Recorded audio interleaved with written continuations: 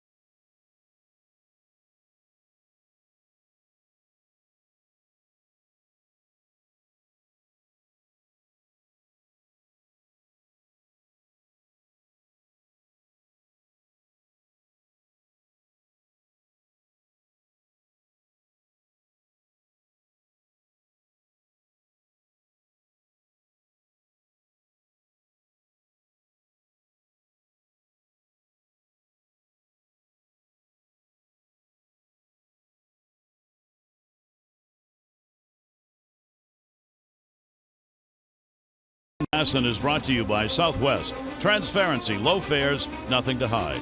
And by American Standard Heating and Air. It's their all-star sales event with up to $1,100 in instant rebates or 0% APR for 36 months.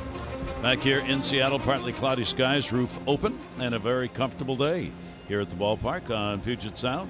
For the Orioles starter, Yvonne Gallardo. Take a look. Involvement in the World Baseball Classic. There's another one coming up in 17, scheduled for the spring. 15 to 16 teams have qualified. The next qualifier is going to be in Brooklyn, New York. Brazil, Great Britain, Israel, and Pakistan will compete. Mexico is rated 7th in the world right now. They reached the second round twice in 2006 and 09. The U.S. team's going to be having Jimmy Leland and Joe Torre at the head of it. In 2013, Gallardo, he pitched for Mexico in the World Baseball Classic. We sat down today to talk about that. What about the Classic in general? It was definitely different, different kind of baseball, just for the fact that, just the fans. It's, representing your country for that short period of time for that whole tournament. And I think it's, it was great. I enjoyed it. Had a lot of fun. Adrenaline was going. It's just something about representing your country, it just gives you that more motivation, that one of those motivations that it doesn't happen very often, but when it does, you completely take advantage of it and try to do the most you can. I also felt, even though it's very serious and guys want to win, but the fun involved, it just seems to be that both the fans and the players have a great time during that tournament. Yeah, of course, just like I said, it's the one tournament that you're able to be teammates with the guys that you play against in the, in the big leagues. Your fellow, I had the opportunity to play with Adrian Gonzalez and, other guys that around the big leagues from Mexico. It just doesn't happen very often, and it's a lot of fun. It's definitely a lot of fun, but at the same time, it was very competitive, and like I said, just representing your country. You leave everything out on the line, and I said just a group, just to have guys from the same country together in a clubhouse is definitely, it's a lot of fun. Now, some say because it comes during spring training, that especially for pitchers, that it interferes with getting ready for the season. Did you feel that way? I can see why people say that. Like I said, I think it's definitely, especially for a starting pitcher, you're trying to, build that pitch count up and, take it easy, not so intense, and that sort of thing. But, for myself, I said I think it's just a matter of preparing yourself. I started my throwing program a little bit earlier in the off season and that sort of thing, and just to prepare for that, just competing, in games that are important games and games that matter. And at the beginning of March, the first week of March, second week of March, whatever it is. And I think it's I think the most important thing is just rather starting that throwing program a little bit earlier in the off season. Okay. Final question now that you're back. Do you feel you're at 100%? I feel good. Yeah, like the first start back, I've been feeling good. My arm is right where it needs to be. I think we took a lot of hard work. A lot of hard work for those 3 weeks to build the strength up in my shoulder, and it's definitely, I can definitely tell the difference just by the way, I've been throwing the ball. The way that it's coming out of my hand, just being able to get that life, that life on the fastball, which helps everything out. And like I said, it's from here on out, it's just a matter of going out there every fifth day and doing the most I can for this ball club. Yeah, so we'll see him tomorrow. He will pitch in Dodger Stadium against a fellow, one of his countrymen, young 19-year-old Julio Urias. So it'll be interesting. Young left-hander, but he really is throwing the ball a lot better. And we talk about how do you upgrade your pitching. You get some of your guys that have done it before healthy, and it seems like he's on that track. Yep, he feels as though he is. BGE home game time temperature here in Seattle. It is 65 degrees. A few clouds going by, a little breeze blowing out to right. BGE home, Baltimore's home team for heating, cooling, plumbing, and electrical. Why would you call anyone else? Starting lineup for the Orioles brought to you by Southwest. Transparency, low fares, nothing to hide. Jones, Kim, and Machado, Davis, Trumbo, and Scope. Alvarez, Hardy, and Caleb Joseph back behind the plate. Last 5 games for Kim, not only an average, but a couple of home runs. So Hisashi Iwakuma, again, everybody knows the only complete game, the no-hitter against the Orioles last year, 7-6. A lot of fastballs. He really kind of uses that up in the zone. He's got a great split, a little bit of a breaking ball to kind of get you looking down. Not having the year that he had, really since he came over here in 2012. All he's done is gone, 51-33 or 2 going into the season. So again, he's a pitch maker, but a right-handed guy, throws 91, 92. And Adam Jones stands in, goes after the first pitch and pops it up down the third base side. Seager drifts over. Wynn will bring it back, and he's got it. 1 pitch, 1 out. I'll take a look at their defense, and Smith, Martin, and Gutierrez gets to play, even though he's never faced Ubaldo Jimenez. Seager Marte, who came in for defense late, played the first 2 nights here. CANO Lind, who had a big night with the bat last night, and then Chris Iannetta caught the first 2 games with his 4-game series back behind the plate. Here is Kim, moved up to the number 2 spot. 2 for 7, a homer, 2 RBIs in this series. Orioles are 47-33, 4 games up still over Boston. And he shows bunt, draws it back. That will get Seager charging in. For Seattle, they are 9.5 games out at 42-39 on the year. They're trying to win 4 in a row. Would only be the 2nd time this season if they can do it.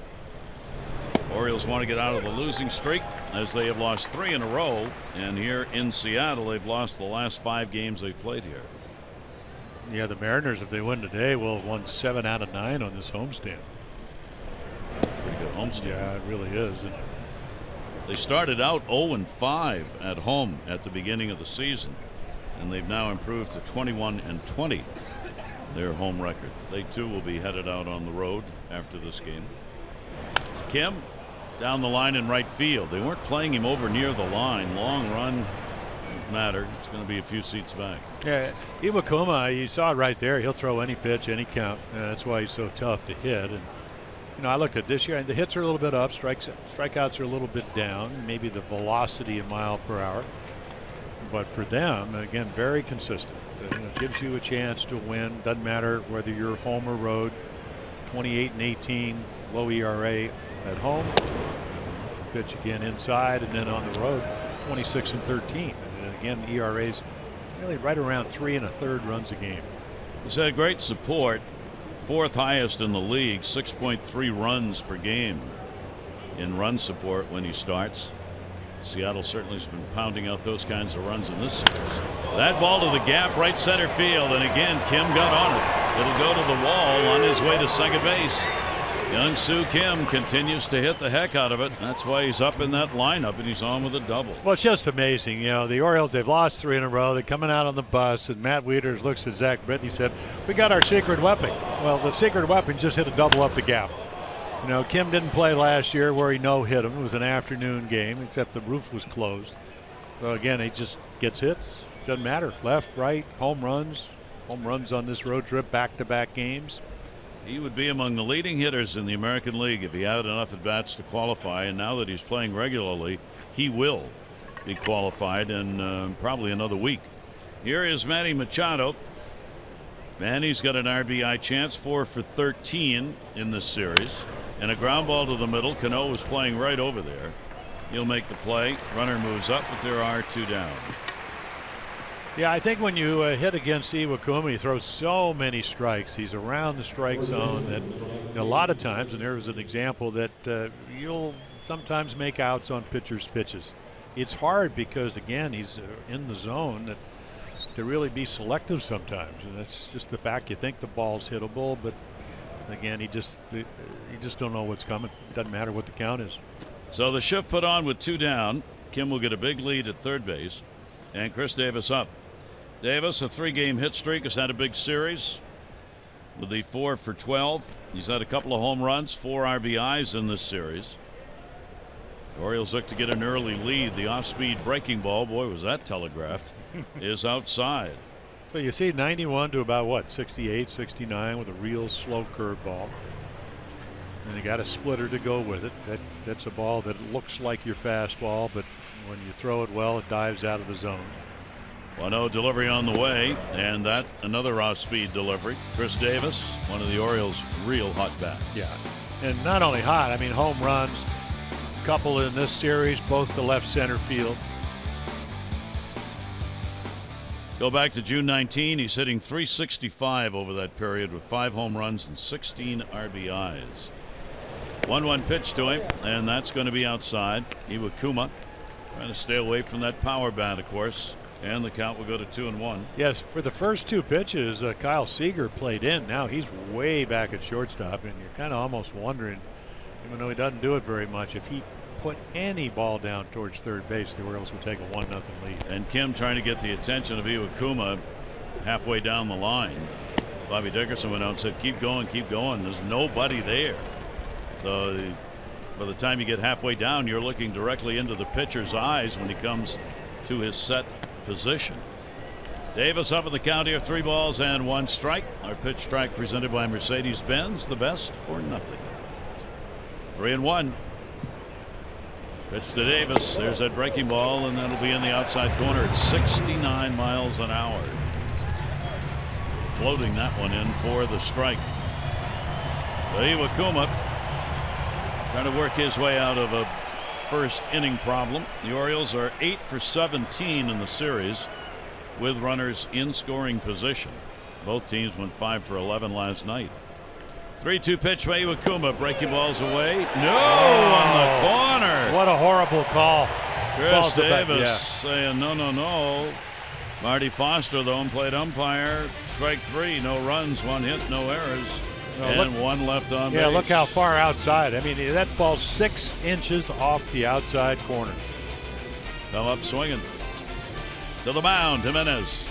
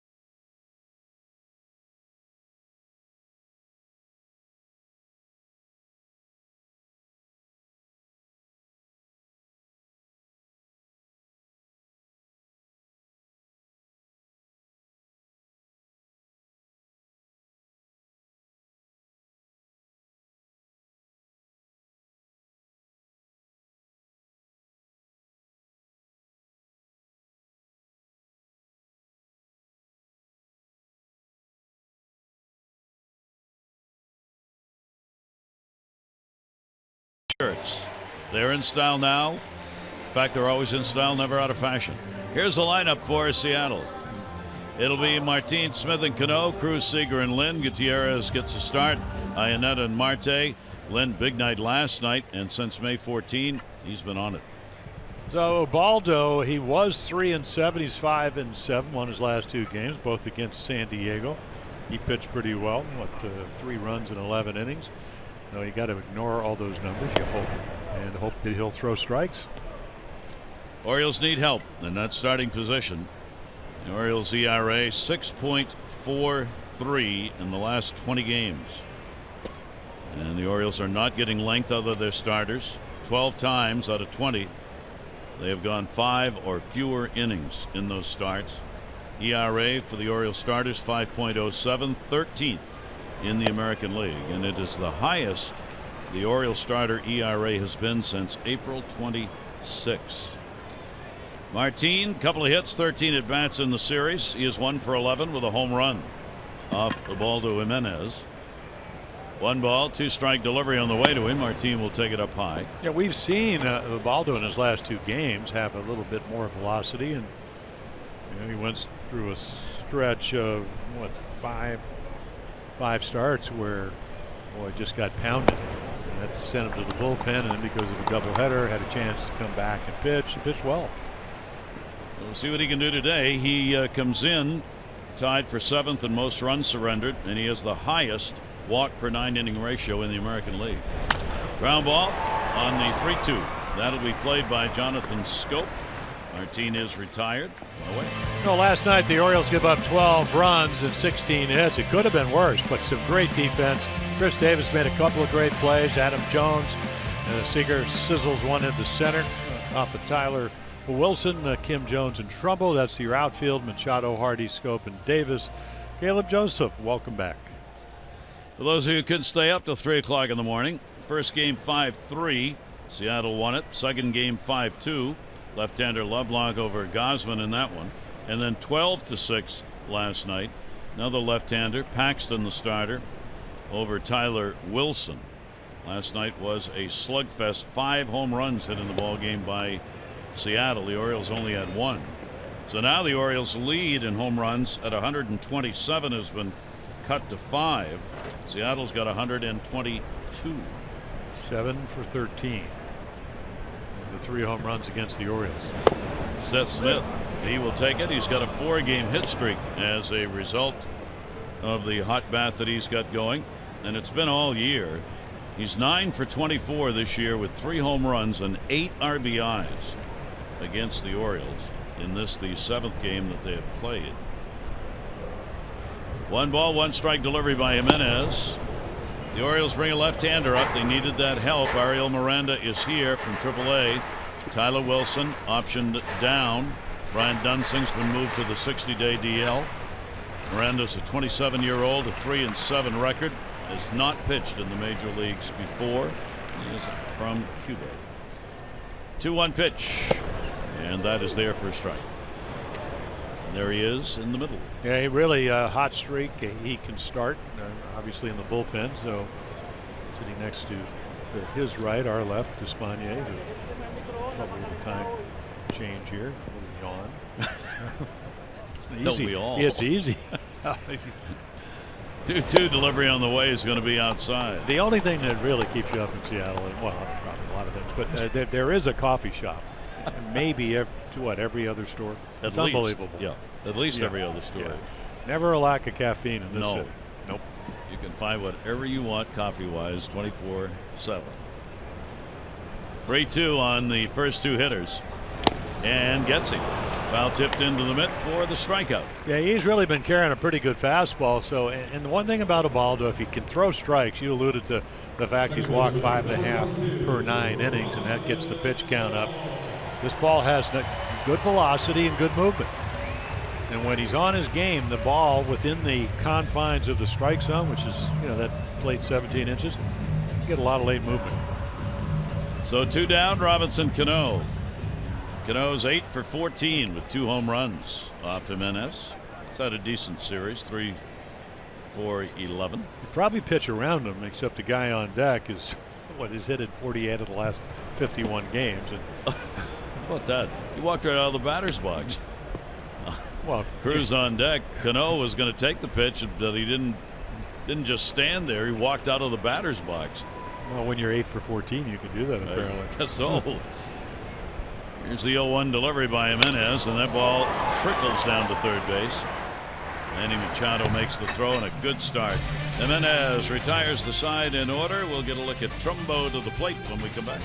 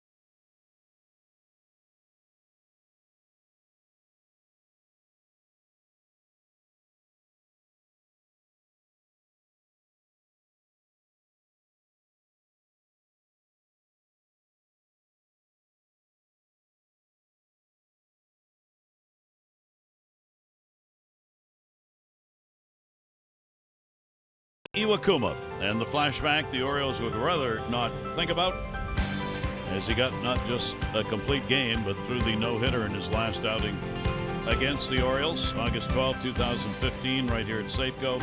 9-inning performance, which he gave up 3 walks, struck out 7.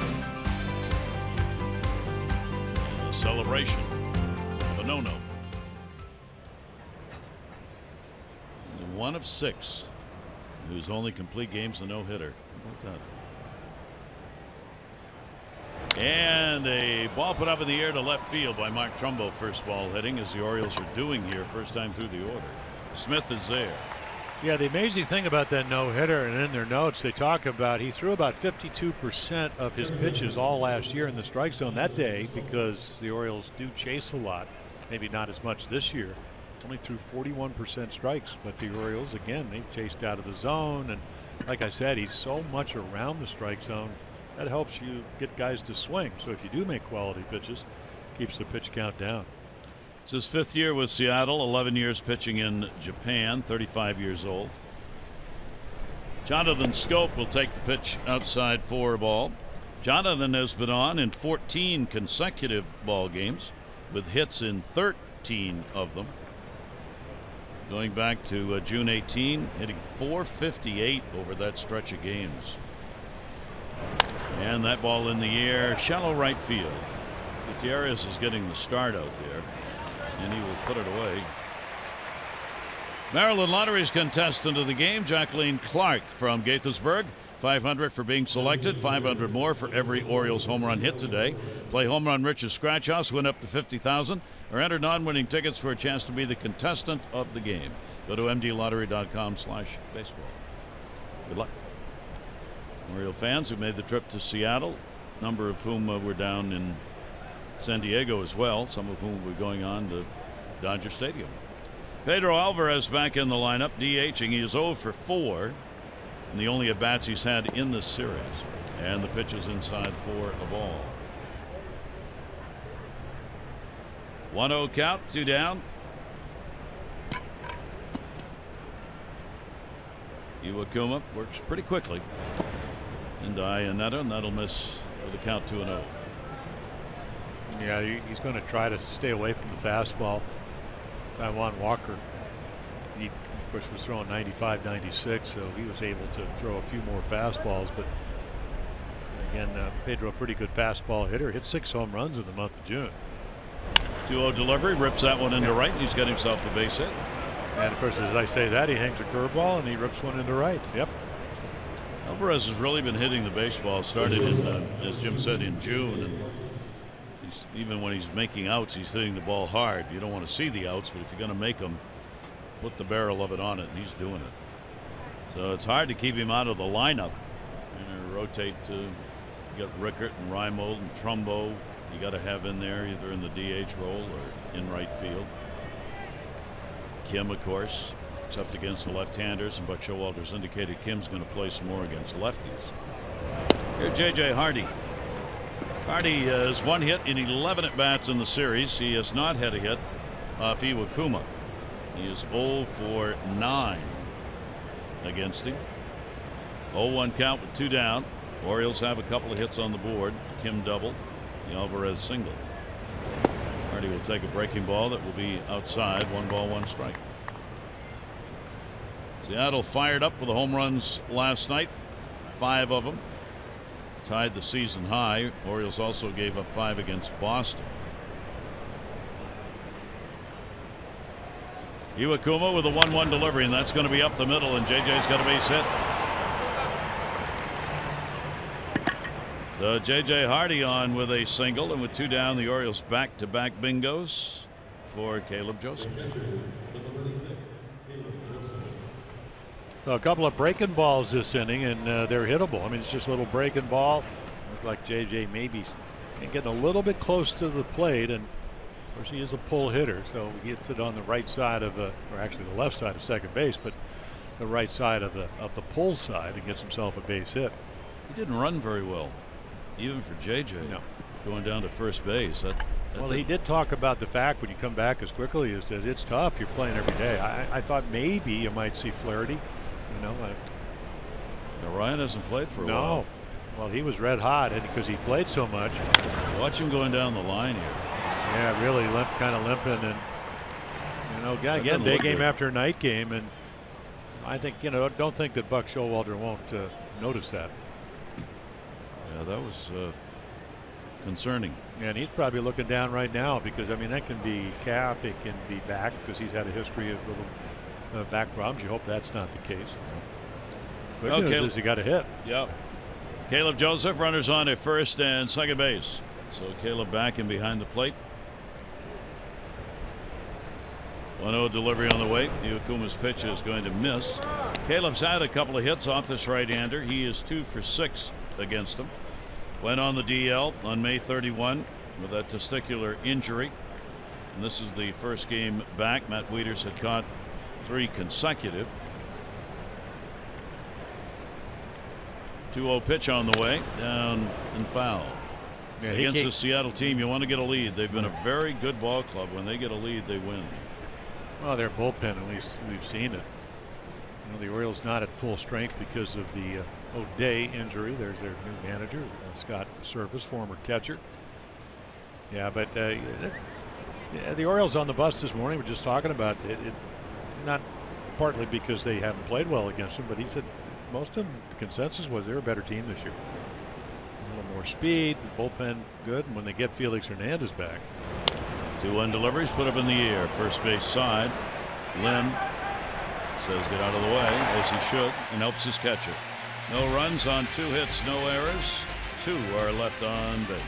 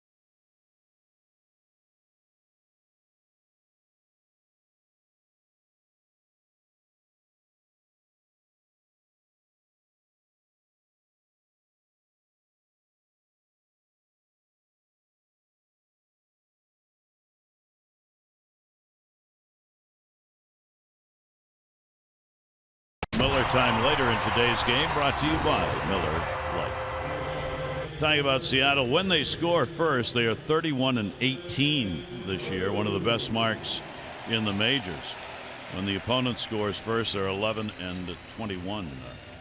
No score in this one. Scott Service's team looking for a 4-game sweep against the Orioles. They have not done that since 2000 here in Seattle. They had a 3-game sweep in 2010 here against the Orioles and a 4-game sweep in 2000 here. Pitch, a strike on the inside corner. Here is Nelson Cruz, 3-game hit streak for him. 2 hits, 14 at bats, lifetime off Ubaldo. Jammed him up and in. 1-1. Nelson carrying the hot bat to the plate. 21st home run last night. He's had 5 in his last 9 games. 5 home runs. 1-1 pitch to him, put up in the air, right. Hang time on that one. Hauled in by Trumbo. Cruz is retired. Take a look at the lead leaderboard, brought to you by Coons.com. Over 2 million vehicles sold and counting. Yeah, again, they got him a lot of runs in his 2 starts against San Diego. game before that, he got shut out. So, and then in Kansas City, the game before that, 8 runs. So a lot of runs. Certainly would like to think that's going to be the case. Otherwise, maybe the Orioles can win a close game on the road. Well-pitched game. I'd like to see that. And inside, Seager. He's got a 5-game hit streak. Yeah, trying to catch his brother, who's got a 15-game hitting streak for the Dodgers. 1-0 count. And that's going to miss outside. 2-0. He's gone 8 for 18 during the streak. Well, we saw him get a game-winning or game-scoring base hit the first game to left. The second game he hit a 2-run home run to give him the lead. Pulled it.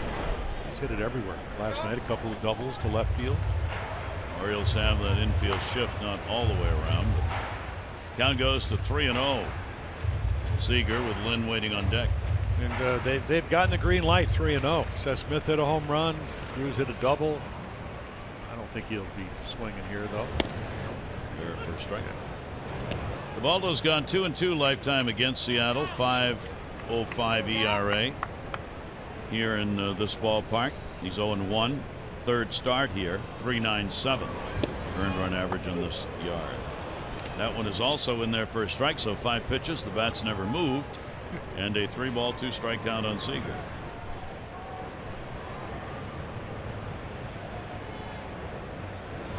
And he gets a walk out of all that. Now there's the first walk of the game. Comes with 1 away. On Friday, the Orioles home to celebrate the 50th anniversary of the team's first World Series championship. It'll be the 66 team. Brooks Robinson, Jim will be there, Boog Powell. There'll be special pregame ceremonies, and all fans are going to get the 66 World Champion t-shirt. Fireworks after the game presented by Mid-State Community Bank. That's all coming up Friday. Go to Orioles.com for tickets. Lind had not done much in the series offensively coming into the ball game last night, and then did everything. He was 0 for 8, and then last night picked up 2 doubles, a single, a home run, RBI, and 2 runs scored. Not bad for a night's work. Like you said last night, 1 base away from hitting for the cycle. And Lynn launches it. Will it stay? It is foul. Higher than the pole. Yeah, the first 2 games, it was like he was swinging in quicksand, and then all of a sudden, something changed. The home run was to left center. I mean, he just was really on pretty much every pitch thrown last night. And just missed that one. Throw over to get Seager back. Jimenez, of course, base stealers against him, a 16 out of 19, but this is not a running team, barring a couple of guys. Yeah, like Martin and Marte. Yeah. 0-2 delivery on the way. This one the other way will bring Kim in. 2 down. Yeah, that's a great luxury. You know, you make a mistake, get a breaking ball up, the guy hooks it foul, and then you make a good pitch. Sometimes you get a second chance, and he makes a really good pitch down and away. That'll bring Gutierrez to the plate. Gutierrez getting the start in right field in this ball game. We've not seen him but as a defensive replacement. Gutierrez will be his 21st start in right field, and he will take the pitch for a ball. Well, he's been red hot. What, 11 for 31 with 4 home runs. So again, good defensive player, and as of late, not playing on a regular basis. But anytime you have 4 home runs in 10 games, swinging the bat pretty well. Veteran out of Venezuela. He is 33 years old. Gutierrez, Major League .258 career average with the Cleveland Indians and here in Seattle. First base, Seager. Gutierrez will foul that one back. And a 1-ball 2-strike count. There are the numbers over the last 11 where he has gotten to play, as Jim said. Some really good offensive numbers. Well, Scott Service said he fills a void. He's a good defensive player, and then if we get the tough lefty, or don't have a left-handed starter, that's when I can put him in there. 1-2 in the dirt. Good stop by Caleb. I would imagine Seth Smith, even though he's red hot, he'll sit against the lefties, and Gutierrez will get some at-bats. Well, it's nice to have a guy like that. Nolan Reimold supposedly fits that bill. We saw Danny Valencia a couple of years ago for the Orioles. Face the tough lefties. And a floater up high. The outing this year Jimenez had against Seattle was his shortest in terms of inning pitched, 4 1/3 up to that point. He gave up 6 runs, 5 hits in 4 1/3 innings. Had 4 walks, 4 strikeouts, and took the loss in that game against Seattle. 2-2 lifetime. Runner goes, and a swing and a miss. So a couple of strikeouts for Ubaldo. No runs, no hits, no errors, and 1 left on base. After 2, it's about the pitching.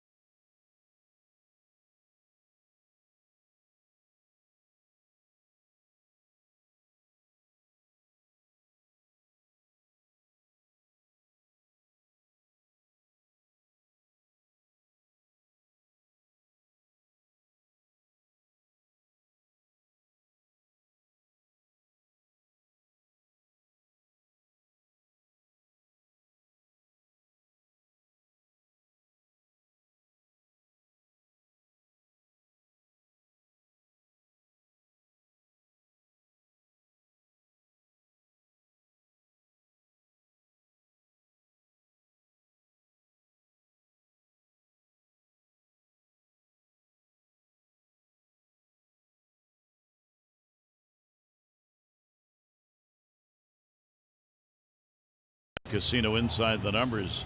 Adam Jones hitting leadoff. Adam Jones hitting third. Well, he embraced it. That's the one thing, and he got healthy. The Orioles had 3 games in Houston. They had come off something like 57 strikeouts, and they're looking for an offensive change. Isn't it amazing you can have that kind of performance in Houston? They really pitch well, and then all of a sudden June starts about 5 days later, and you almost average 7 runs a game. Same team. Tells you a little bit about the game. Yep. Adam went after the first pitch he saw to start the ball game and popped out foul territory to third. And he's now 0 for 12 off Iwakuma. And the pitch to him will be taken down low for a ball. No score in this one. 3 hits the Orioles. Seattle looking for their first hit of the game.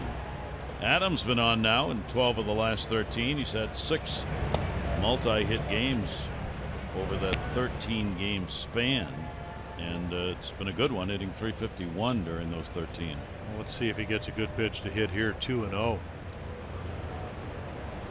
Iwakuma's delivery to him is grounded down to short. Marte's got it. Stretch at first by Lynn to the out.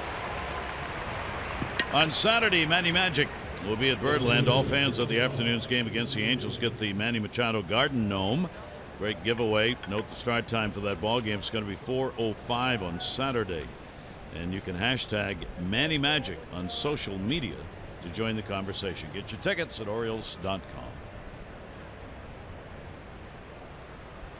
Kim a double. Put one into the gap in right center field. His first time up. And we'll get on top of that one and foul it off. Yeah, Gutierrez in right field moves over a couple of steps, just kind of hoping that maybe he'll hit another one because maybe he'll catch this one. They played him a little more to pull and kind of hit it right at the 380 mark out there. Nobody got it. A 1 pitch on the way. Iwakuma will come inside and a little bit low. Iwakuma's he's a big guy. He's 6'3", over 200 pounds.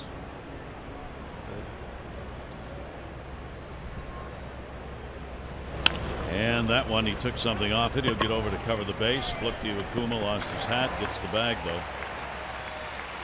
Good flip by Lynn, and Kim is retired. 2 down here in the 3rd inning. That'll bring up Manny Machado in our Jeep Inside the Numbers. Yeah, Altuve with a couple of 200 hit years, and then Bogarts last year was what, 2nd or 3rd in hitting. Selective numbers. Manny comes in to the Sunday's action, 4th in the league in hitting. Altuve is the leader at 355. Manny at 331 to start, now 330. He is 2nd in doubles, only to David Ortiz. He has more total bases than anyone else in the American League. And Manny's the best Orioles road hitter, average wise, 322. That's 8th best road average in the American League. Right off the plate and foul. Manny grounded out his first time up. And turns 24 on Wednesday. Orioles will be playing a day game in Los Angeles. Just think how many hits he would have if he didn't have the 2 ligament problems, right and left knees. Will he still be able to hit at 24? Do you think it's at that right age? I don't think he's going to lose it. Probably look a little older, but he'll be in his 25th year, of course. Of course. You know that. There we go. 0-2 delivery on the way from Iwakuma. He had to get down to reach that one. Robinson Cano's got the angle. Cano over, and Cano makes the catch. He had to run. If he can get to it, he can catch it. 1-2-3 inning for Iwakuma. Rivaldo back to the mound.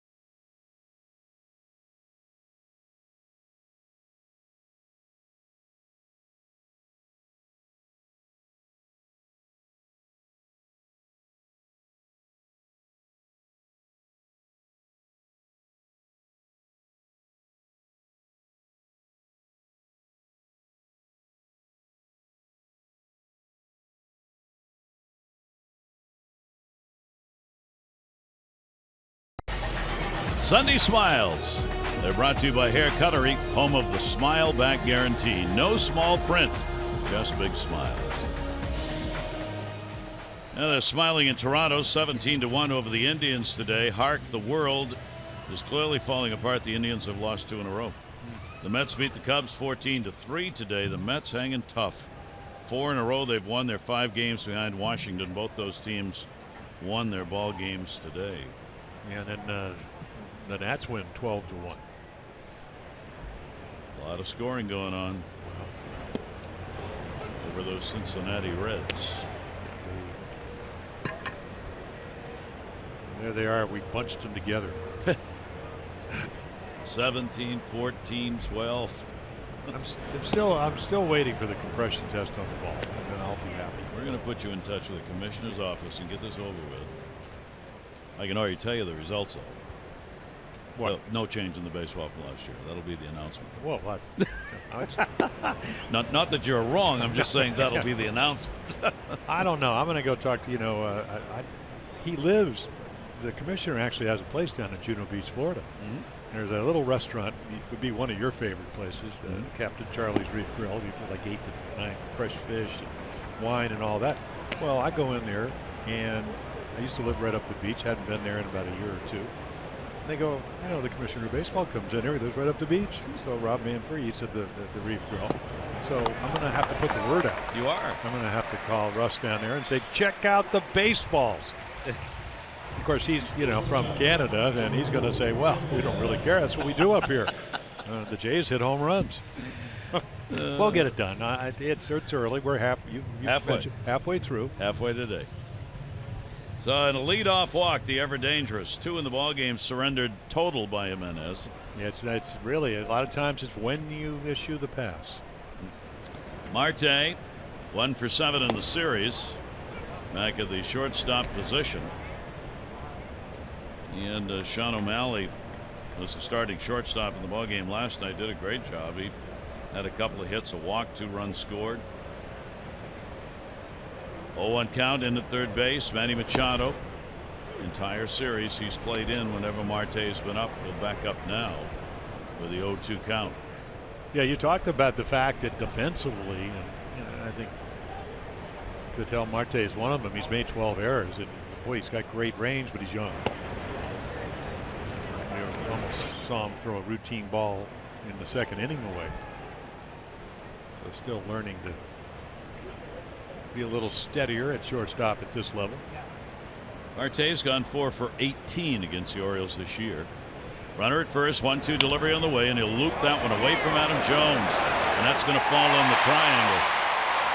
Played by Kim to hold the runner at second base, so Marte gets a Texas leaguer, and there are 2 on, nobody out. Well, they talk about the philosophy up here. Edgar Martinez, their hitting instructor, is try if you can. You don't always have to hit it good.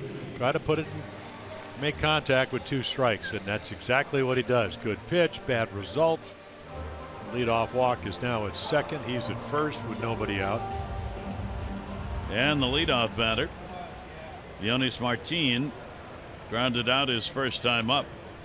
Again, Machado will play for the bunt, this time even further in than he was against Marte. There is the bunt. Looked like he was trying to push it into left field. Yeah. And not exactly the picture perfect way of trying to lay one down. Almost like a bunt for a base hit. Yeah. Well, let's see if Martin tries it again. He's had a couple of sacrifices this year. Scoreless ball game. Machado will actually back up a step, and asks for the timeout.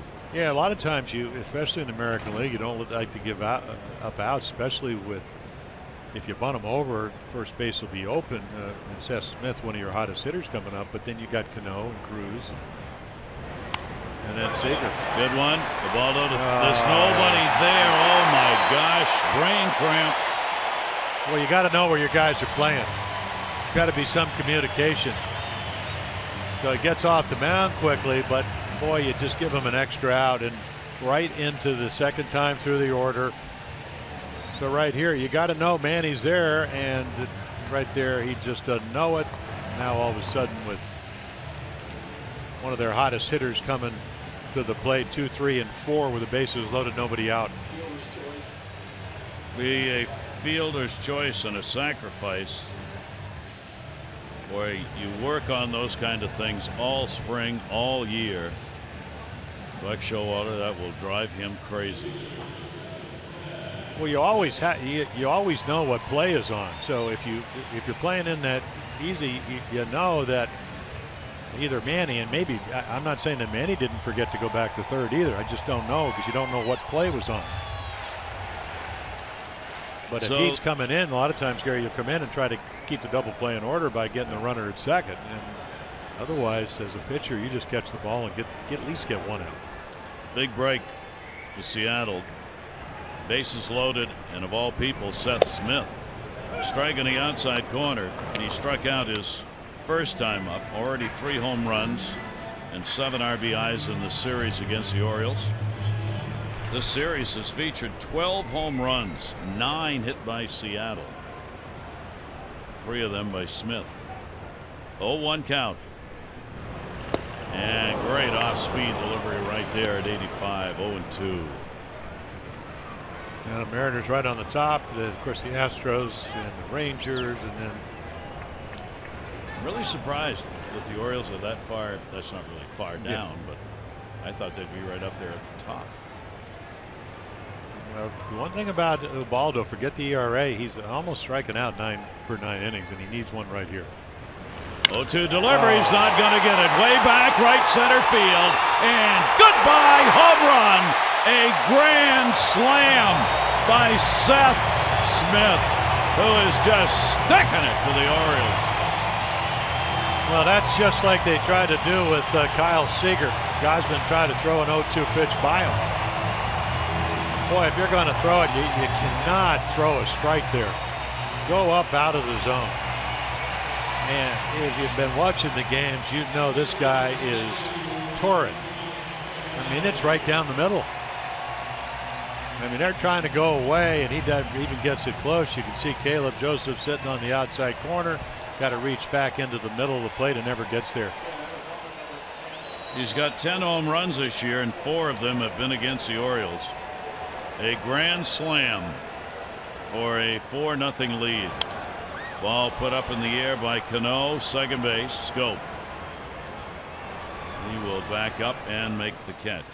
Yeah, it's just so easy when you don't get a lot of run support. I mean, go back and look at this inning. A walk, last thing you wanted to do, a jam shot, then you mess up the bunt, whether it's Manny or Ubaldo, and then you make a horrible pitch on an 0-2 pitch and you're down by 4 runs. It's First, just, so simple, Gary, and it doesn't take much. First career grand slam that Smith has had, and the Mariners have now scored first in all 4 games in this series. Yeah, a bunch of firsts for Seth Smith. He'd never hit home runs in 3 consecutive games till yesterday. And a strike taken by CRUZ. He flied out to right.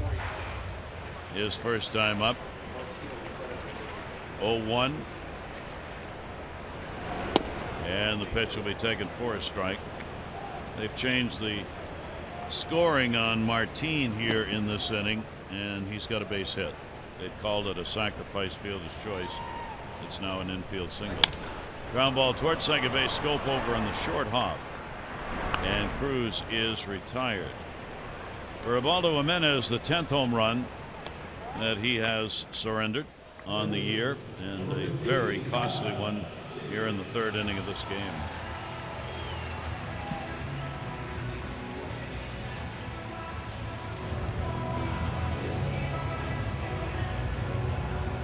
So 2 down, first 4 reached and the first 4 scored. Kyle Seager, he drew a walk his first time up. Hardy back, Kim in. Kim will put it away. So he sets down the 3, but the damage done. Seth Smith with his 10th of the year and his first grand slam. The Orioles a mistake, giving up an out on the bunt, and then came this. And the Mariners lead it 4-0.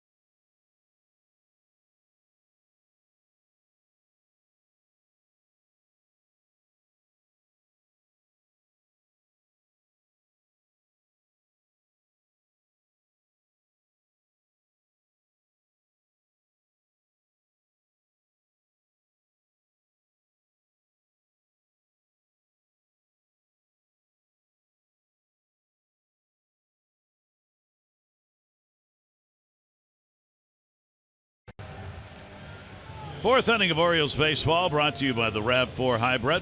All-wheel drive and unexpected performance. Visit buyatoyota.com. Here in Seattle, Seth Smith now with 4 home runs and 12 RBIs against the Orioles this season. Wow. And ball to Jimenez, surrendering the long ball. Now the Orioles will have to work from behind again, as they have throughout this series. Yeah, Chris Davis will lead it off. Yeah, Iwakuma, as you mentioned, they do score runs, 6.64. They already got 4 of them. Davis, a strikeout victim, his first time up. Chris is now tied with Kenny Singleton for 8th all-time in home runs, 182 with the Orioles. He'll go the other way with this one. Smith will back up and put it away.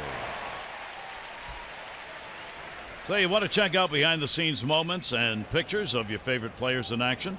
Follow at Masson Orioles on Instagram for photos, giveaways, and more. Again, that's at Masson Orioles on Instagram.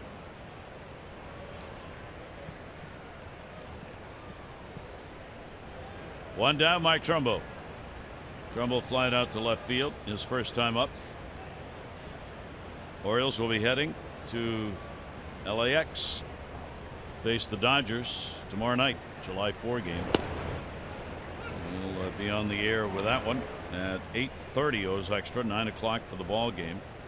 Gallardo and Julio Urias, who is 1-2 with the Dodgers. 0-1 delivery on the way. Kuma's breaking ball down and away, 0-2. Yeah, the ability. It's just amazing that veteran pitchers that, you know, they don't have to max out. First one was kind of BP fastball, 83 knee high, and then if you have a feel for pitching, you've done it so long, then you just throw a slider off it. Hit mark to chase it. Breaking ball in the dirt this time. And you take a little bit off, about 10 miles per hour slower. Iwakuma re-signed with this ball club as a free agent for this year, vesting options for the next 2. Yeah, he had a tendon problem last year, so he did pitch the no-hitter, but he was 9-5. There's his pitching coach, Mel Stottlemyre Jr. Trumbo with a 1-2 delivery, and he ladles that one to left field. It is way back, and goodbye home run into the upper deck, as Mark Trumbo responds with an Orioles homer, and Trumbo is back on top for the lead in the American League with his 24th home run. Oh, there's a splitter that didn't split.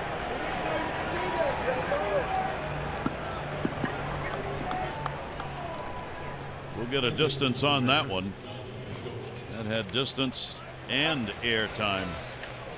So Mark puts the Orioles on the board, his 61st RBI. He's 3rd in RBIs, 1st in homers. And the Orioles make it a 4-1 game with a long way to go in this ball game. Jonathan Schoop, that should be a base hit. It will be an infield single. Schoop is on. You know, look where the target is, and boy, he just hangs a splitter, and I mean, it's just crushed.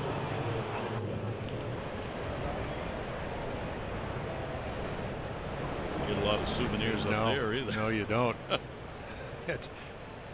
Every time he hits a fly ball, I think of the Hall of Fame punter for the Raiders. First time I ever heard the term Ray Guy. They used to talk about hang time. Yeah. His home runs have a lot of hang time. 425 feet. Yeah, but that's only because the upper deck got in the way.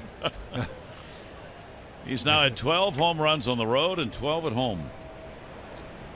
Alvarez up, only one away here. Alvarez picked up a base hit his first time up. Alvarez is the DH, and the home run worth $500 to Jacqueline Clark, our Maryland lottery contestant of the game. Orioles 128th major league leading homer. Runner off first, delivery to him. Alvarez went around, and an 0-2 count. Yeah, got a hanging curveball and singled in the right, and they'd still shift. Boy, every spring. guys that they put the shift on talk about, hey, just we won't do it here with 2 strikes, but just run it down the third baseline and maybe they won't shift, but nobody ever does it. 0-2 delivery on the way, breaking ball.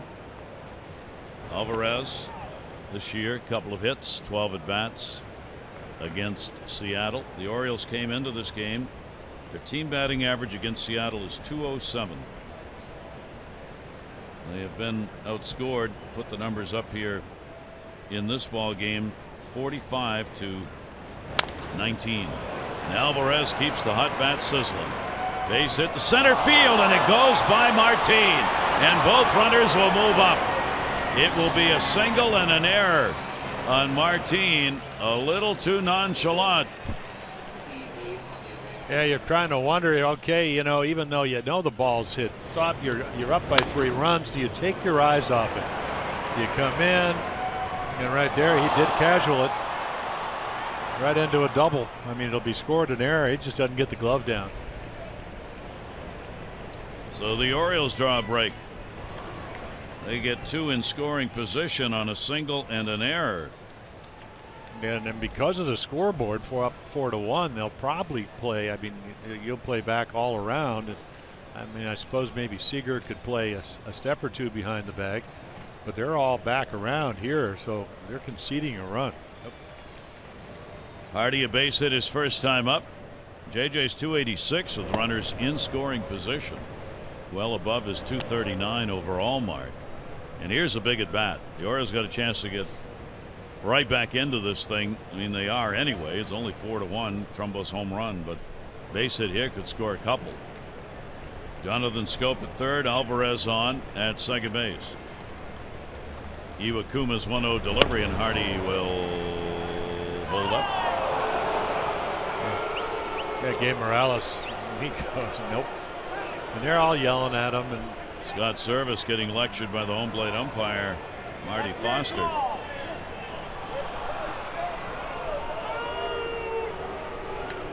Yeah, they thought the bat traveled too far, and it certainly went a long way, but it's such a tough call because the first base umpire has the best angle. 2-0 count. Only 1 away here, and Iwakuma puts one in the dirt. So Hardy 3-0. Take a look at our Express stat, our Express Care, a LifeBridge health partner. For locations, visit ywaitinther.com. It's pretty impressive. Just trying to get healthy. Such a great spring after the shoulder problem and then the broken foot in his 7 weeks. So 3-0. JJ green light, and that's a fair ball. It'll roll down the line. It'll go by the fence into the corner. Smith's got to give it the long chase. Hardy is limping a bit. Will go into second with a double. 2 RBIs. 2 for 2 today, and it is a 1-run game. Yeah, the Seattle this whole series has gotten pitches to hit and haven't missed them, and that's exactly what happened there. You let him swing away 3-0. He just throws inside strike, and SEAGER playing off the line and barely able to get to second base. Not looking good running. 14 RBIs for JJ on the season. Even with that real limp going there, he's got a couple of RBIs. And they send out Stottlemyre along with the interpreter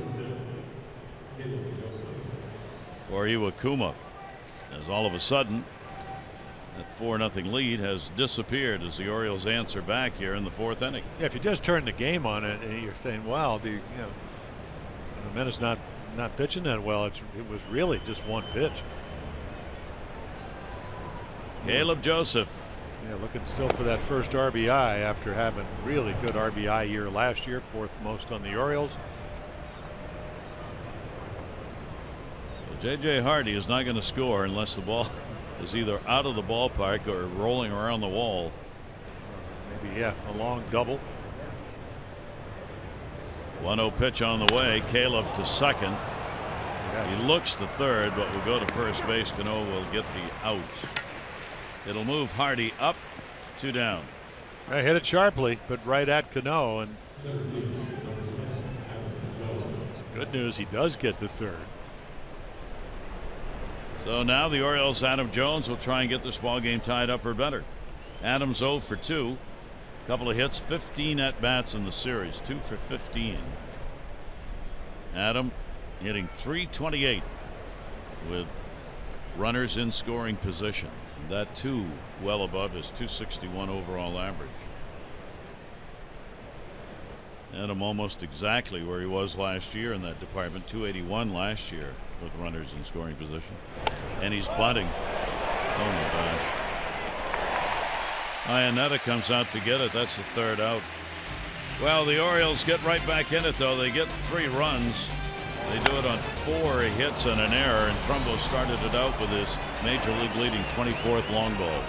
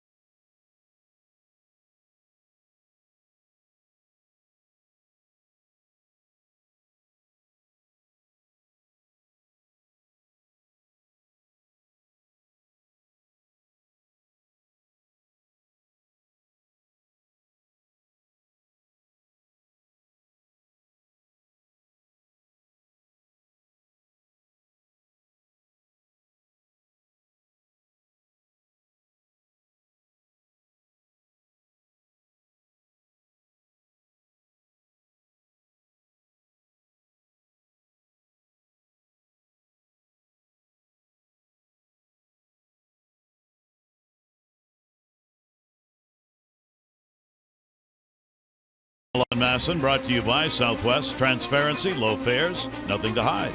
By Navy Federal, proudly serving the armed forces and their families for over 80 years, federally insured by NCUA. And by Ocean City, Maryland. Let us show you a good time in Ocean City, Maryland. Book now at OCOcean.com. Gary Thorne, Jim Palmer with you. Trumbo starts the offense up for the Orioles, who get 3 runs, 4 hits. 1 error, 1 left on in the inning, and make it a 4-3 ball game. Well, let's hope that Ubaldo Jimenez can keep the momentum in the Orioles' direction. We always talk about the shutdown innings. You really need one here. Iwakuma really not that sharp today. He's pitched better other than the grand slam. Just an inning of horrors other than that. Lynn flied out to left field his first time up. Pretty good combination at first base. Chris Davis has been one of the leading producers. Now that check swing goes as a strike, and after how they argued on the non-strike with the Orioles at bat, they're really unhappy with that one.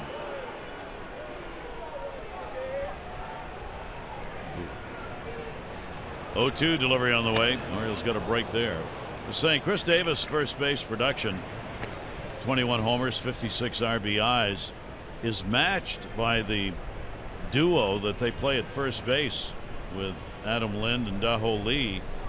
They're hitting .267. They've got 23 homers combined and 70 RBIs with 45 runs scored. So they've really produced as a combo at first base.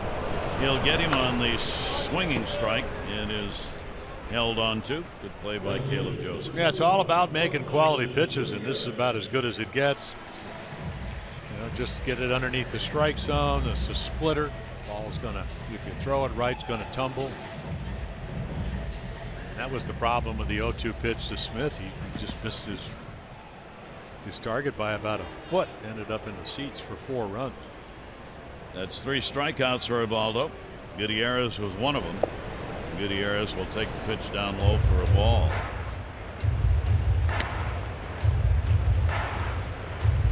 Orioles, after win number 48, trying to protect the 4-game lead they have in the American League East. Jimenez will catch it on the inside corner for a strike. Gutierrez 107 at bats so far this season,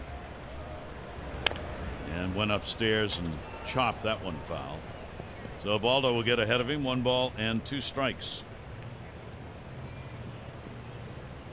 Jimenez on the road, 1-5 with an 8.37 earned run average this year in road games. 4-2 at home, 5.8 ERA. Wow. Good try trying to hit the outside corner. 2 balls and 2 strikes.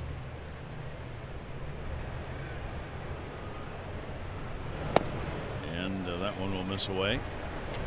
Yeah, this game was all about numbers. The Orioles might have gone right to the airport.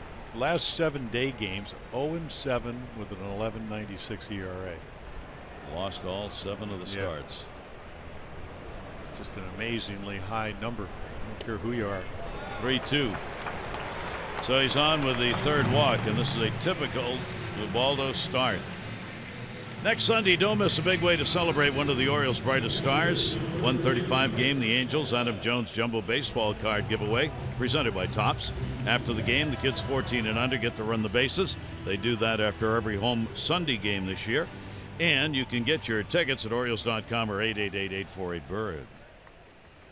The Ubaldo starts, the line often has strikeouts, 6-7, walks, 4-5, home runs, a couple, not a lot of hits.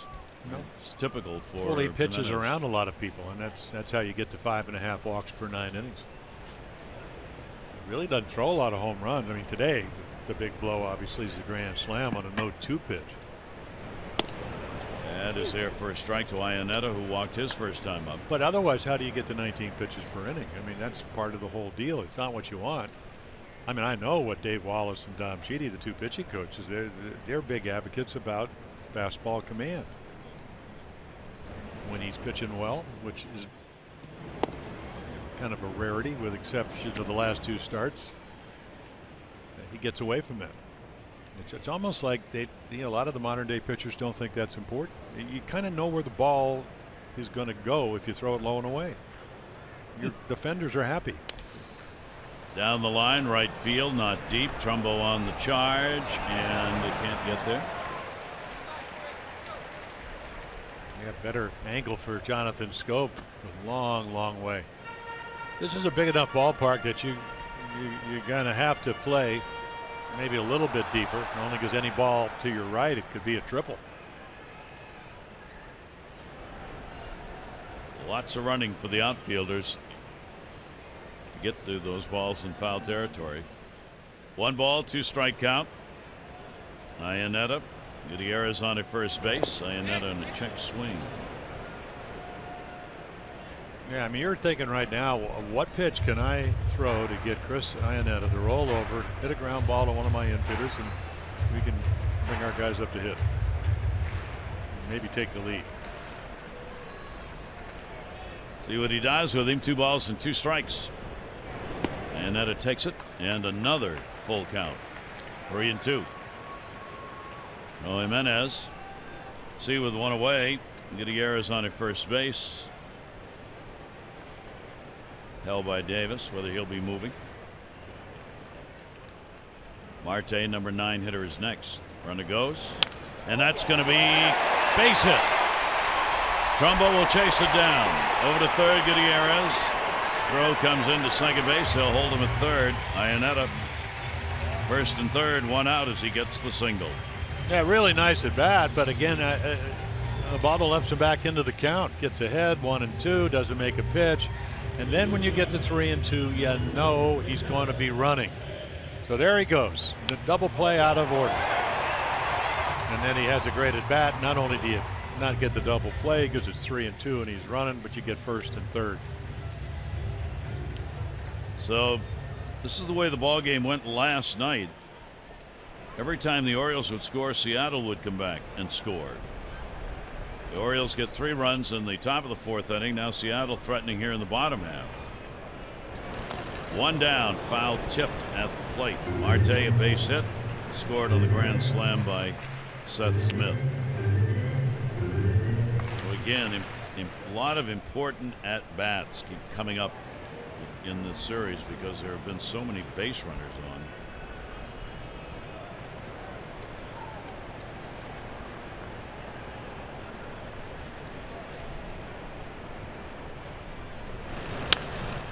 Mariners fair ball down the line.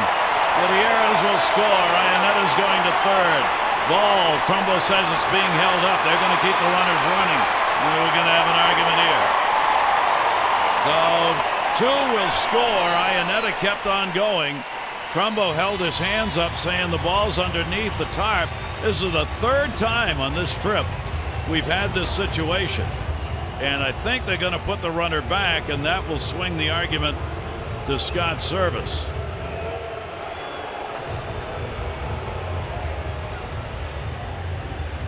Yeah, just a splitter, and you could see Chris Davis trying to get over the hole, and the ball's hit exactly where he was playing. And then right here, the ball's going to go down, and it's going to get stuck underneath. You can see the hands up. I mean, you don't really know because it happened to Adam Jones 2 days ago. Scott Service is going to argue this. We have seen this in San Diego. The ball got caught under the outfield fence. The outfielder held their arms up, and they said it was dead. Then we had a play here where Adam Jones thought it was dead when it got underneath the fence, and they kept the play going. Well, he didn't put his arms up because he didn't know what the rule was or what the interpretation of what would happen if the ball did that. So they're going to put the runner back at third base. Iannetta rather. 1 run scores. It'll be a double and an RBI for Marte. It's a 5-3 Seattle lead. And Iannetta will be at third and Marte will be at second. Infield's going to move in. Leadoff batter Martin at the plate. 1 down. And Martin goes. Jonathan Scope runner will stay. They got a runner caught at second base. Marte had gone too far down the line. He goes out of the baseline and is out whether he was tagged or not. Second base umpire Mike Malinsky making the call on that one. Well, so the Orioles get a break there. Yeah, nice play by Scope. Heads up play by Scope. And Marte thinks because the ball's hit sharply. And here's your heads up play. And then of course, J.J. Hardy, been around for 100 years. He knows there's a runner at third. He's just going to go tag him. He dives out of the way. They call him out for leaving the baseline. And Marte thought that Iannetta was going to go on contact.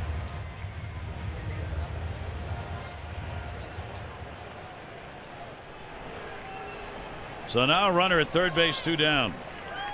Wild inning. First and third, fielder's choice for Martin. And Seth Smith, the grand slam home run, his first ever, came in the 3rd inning, his 10th home run of the year. 1 run in and a 5-3. Despaigne in the bullpen for the Orioles. So can Smith do even more damage? Runner goes, and that's a balk, and a run will score. What else can we have this inning? Zavaldo was not looking over at first base, so he just took off. And the balk will score Iannetta. Well, there he goes, and he just stops. Looks like he forgot that he was at first. And it is 6-3.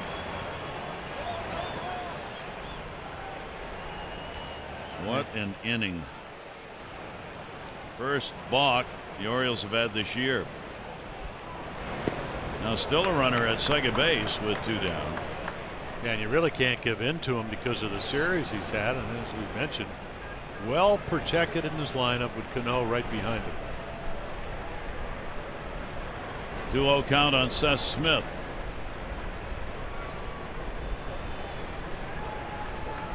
Delivery, and he will take it for a strike. So the runner that was brought back on that ball that went underneath the tarp underneath the facade of the stands. Scores anyway on the balk. Boy, that was a heads-up play by Martin.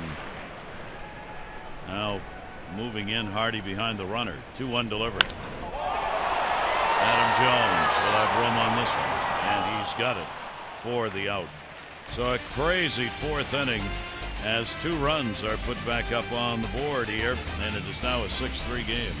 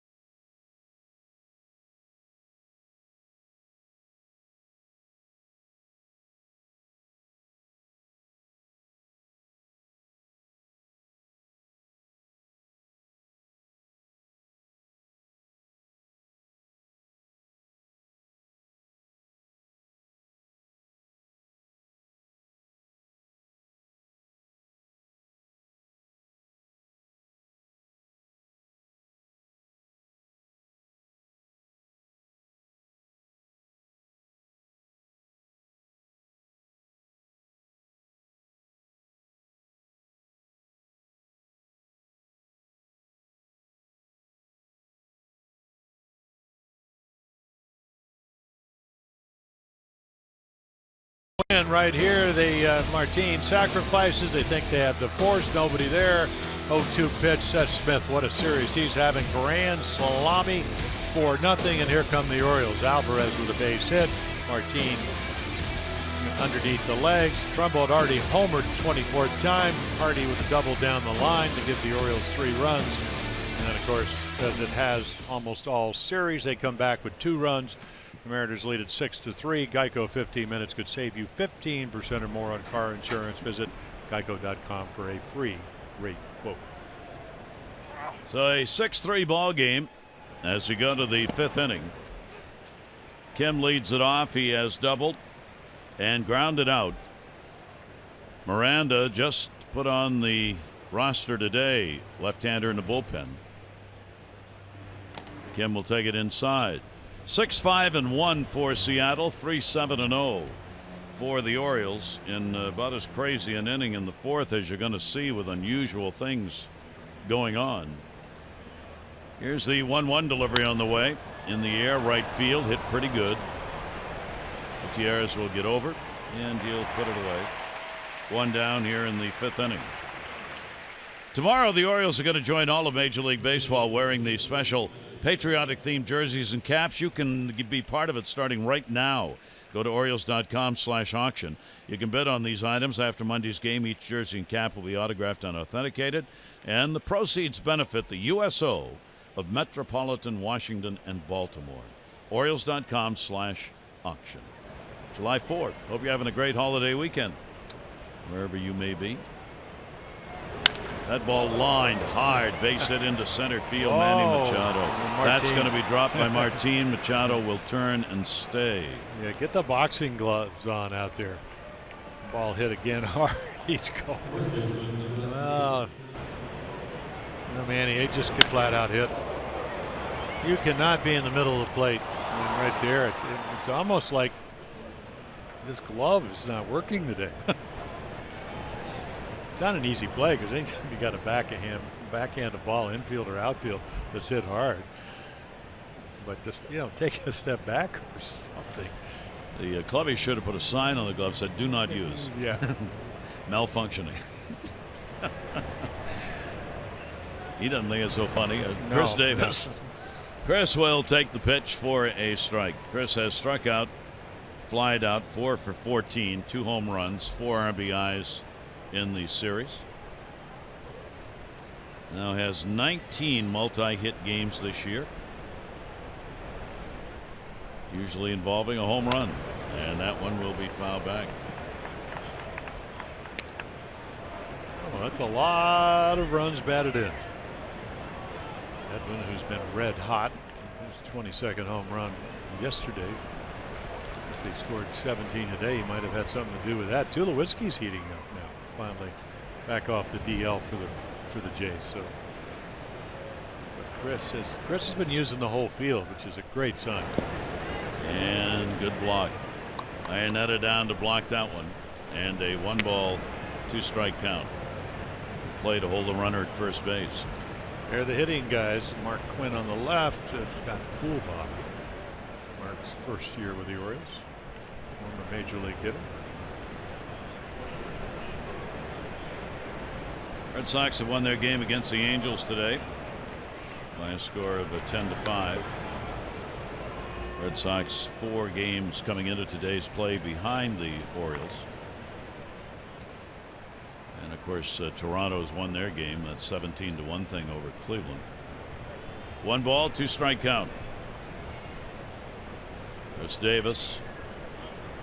That shift on at double play depth. And he'll hit it the other way. Seth Smith.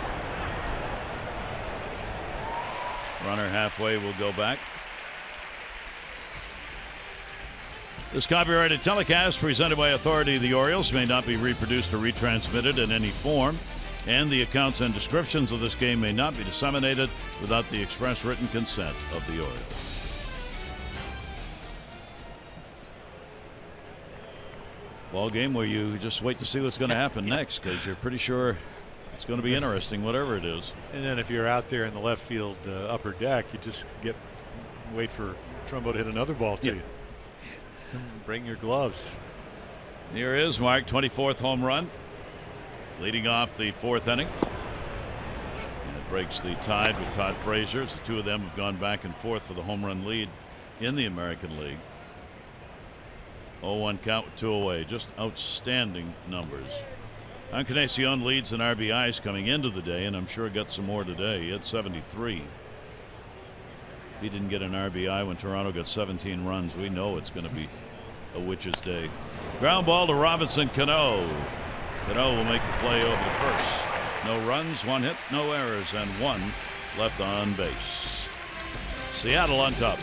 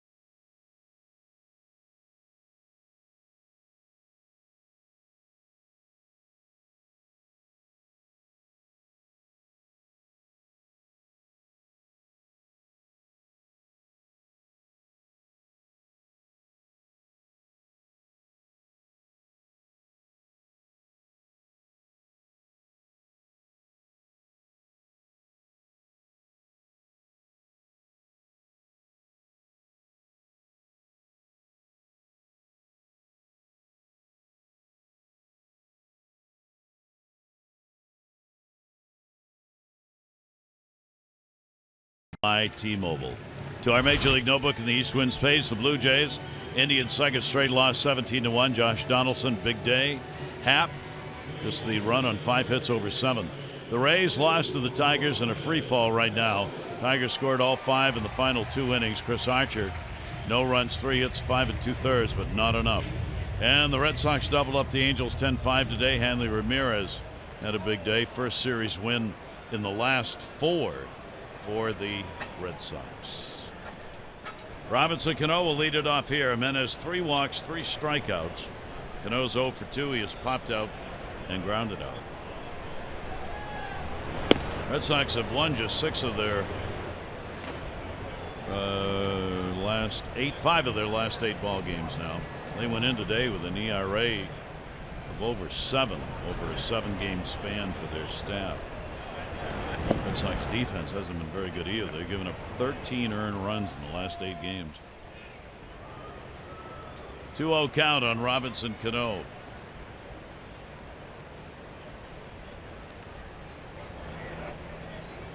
Orioles go visit the Dodgers. They've got a lead over Colorado midway through their game. That one ripped down the line. Trumbo was playing back. He'll be right there at the wall. Going to try for 2. Trumbo's got the arm to second base. Not in time. Skips through. Cano's got a double.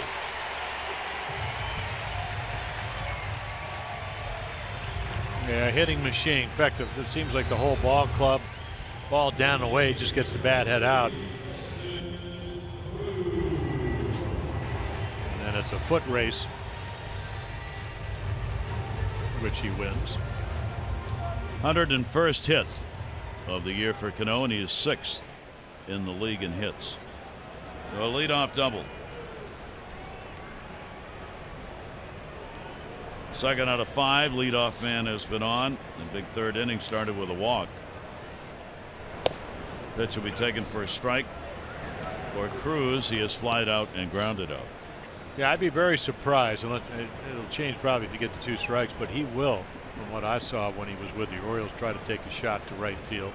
Of course, good splitter. He doesn't even get anything. Pretty unselfish player. Understands how to play the game. Just want to add runs here. I would imagine that we might see Miranda look like he's ready in his major league debut with a lefty on deck. 0-2 delivery on the way to CRUZ. Ground ball to short. Hardy over to get it. Holds the runner and records the out. Our PNC minor league report. PNC for the achiever in you. So Mike Wright pitched well. A couple of runs, low ERA.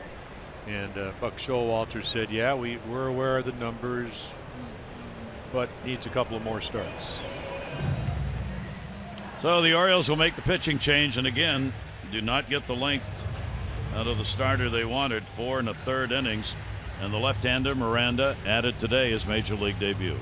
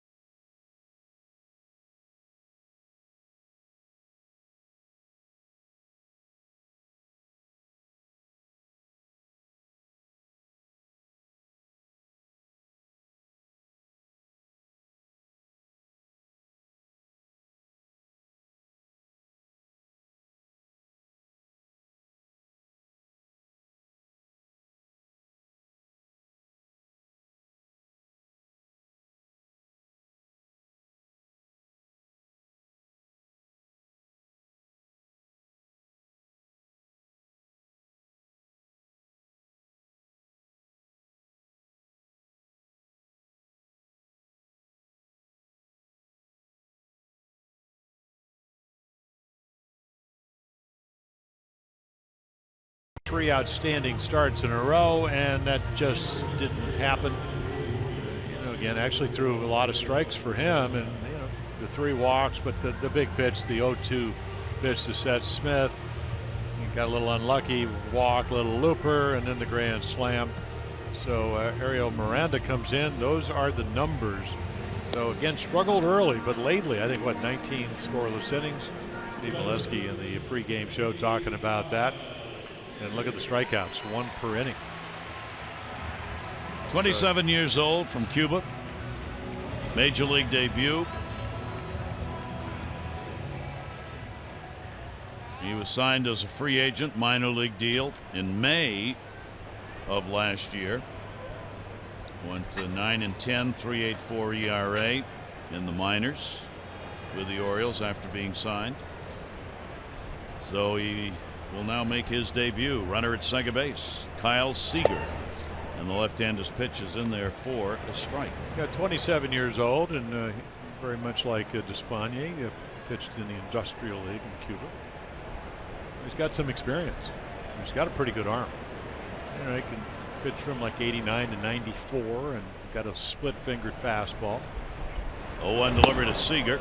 Will miss.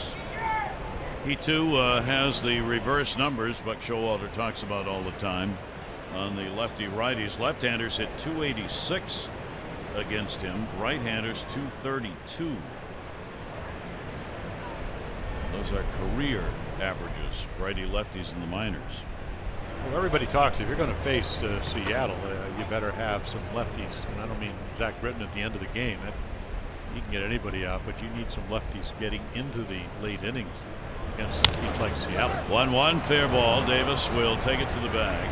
And Seager is retired. CANO will move over to third base. 2 down.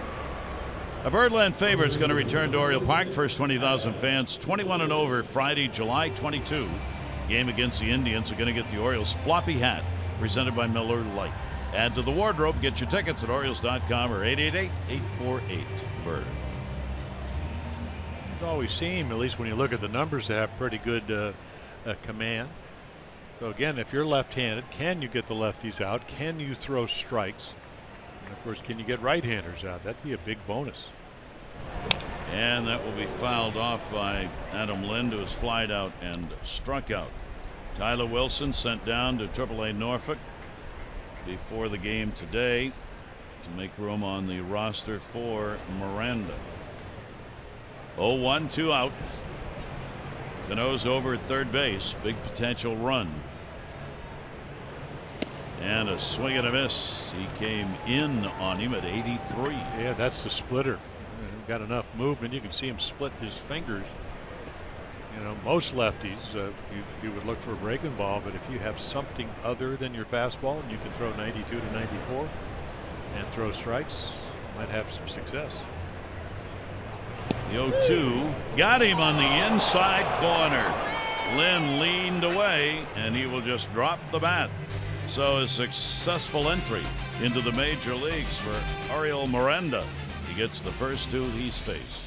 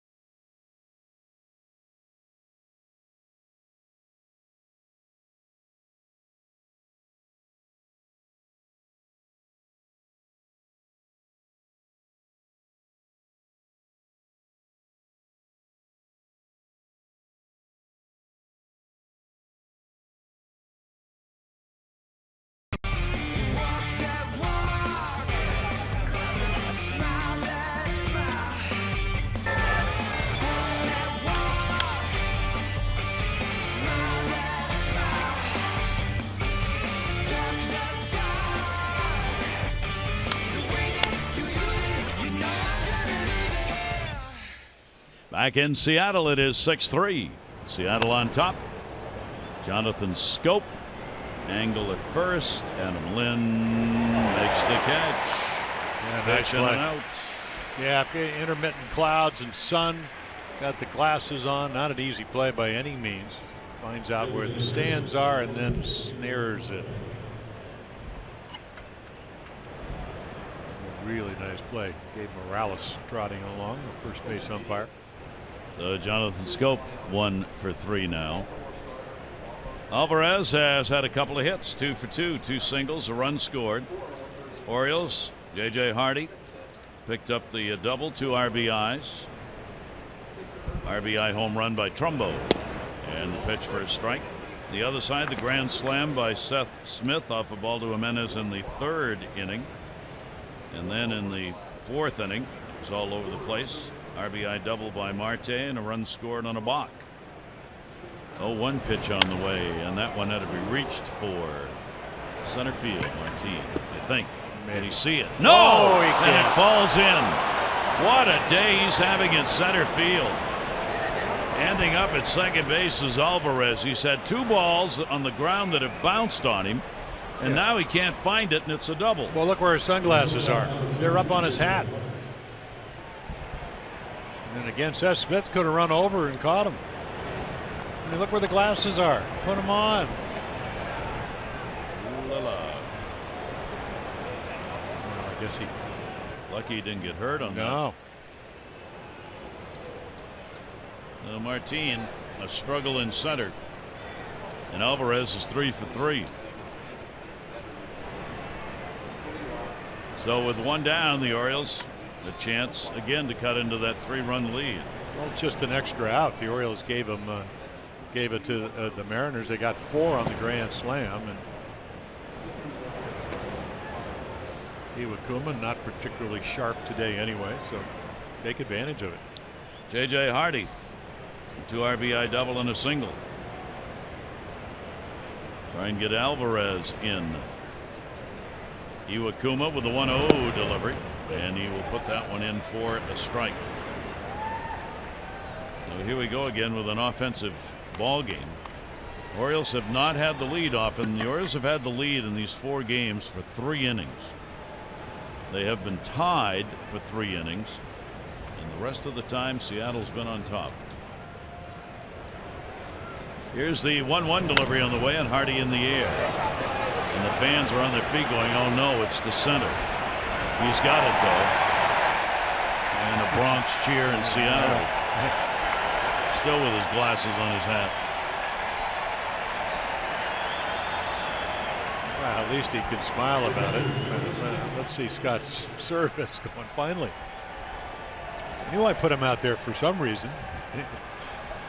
Yeah, the irony of the ball that fell is that Seth Smith was there. And they just couldn't communicate in time for him to make the catch. See if the Orioles can take advantage of it. Caleb Joseph has popped out and grounded out. 2 down. Orioles out hitting Seattle 9-6.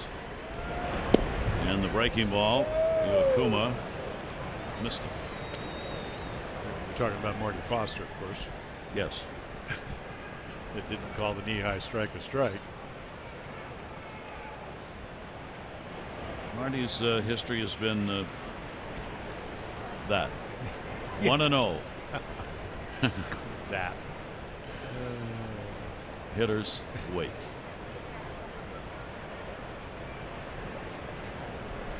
Look back to second. Alvarez, real good lead there. That is in there for a strike. Yeah, Iwakuma, I mean, that's pretty much where he's been. I mean, that's the top of the radar gun right there at 88. When Caleb did hit the ball hard first time up, actually the second time up, it was right at CANO, who is way up the middle.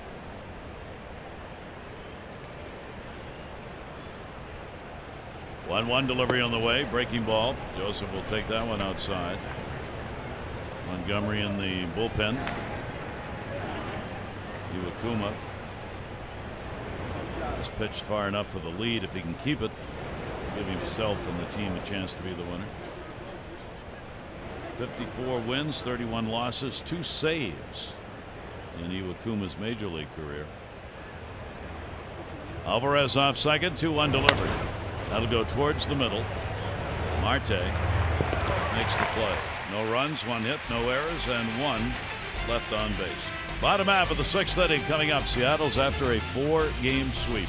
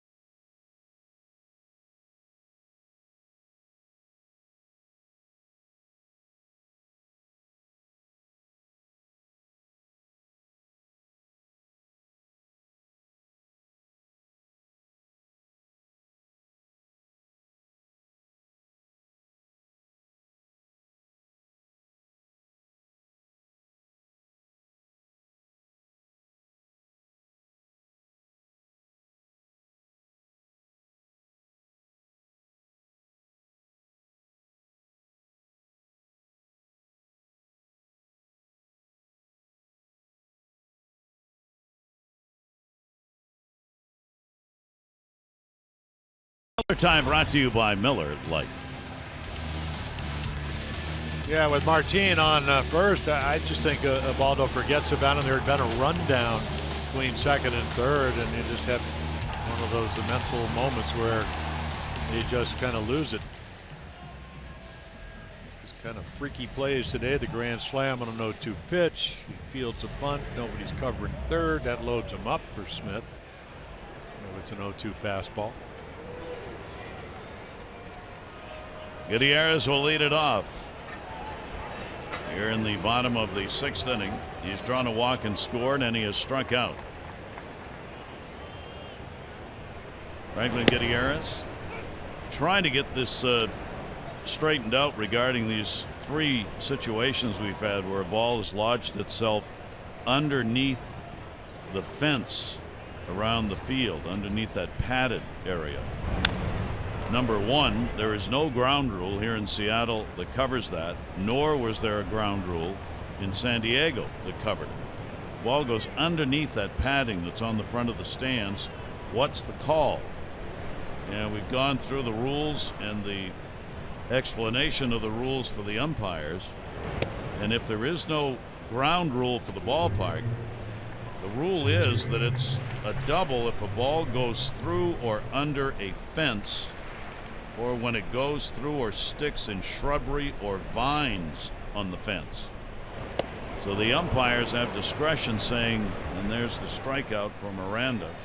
Umpires have discretion to say that, like a fence or shrubbery, that's what that padding is, and when the ball goes under it, it's dead, and the double's awarded. But we've seen it called both ways on this road trip. Wouldn't you think when you go to home plate? I mean, that's what you usually discuss, especially after it happened to Adam Jones early in this 4-game series. Yep. And meanwhile, back at the ranch, Miranda, he's throwing strikes, and that was a really good split-finger fastball to Franklin Gutierrez. And that will be fouled back. Chris Iannetta, he scored twice, once reaching on a walk and once reaching on a single. Jimenez gave up 6 runs, 6 hits, 4 1/3, 3 walks, 3 strikeouts. Orioles starter. Throwing strikes Miranda, and gets ahead of the count 0-2.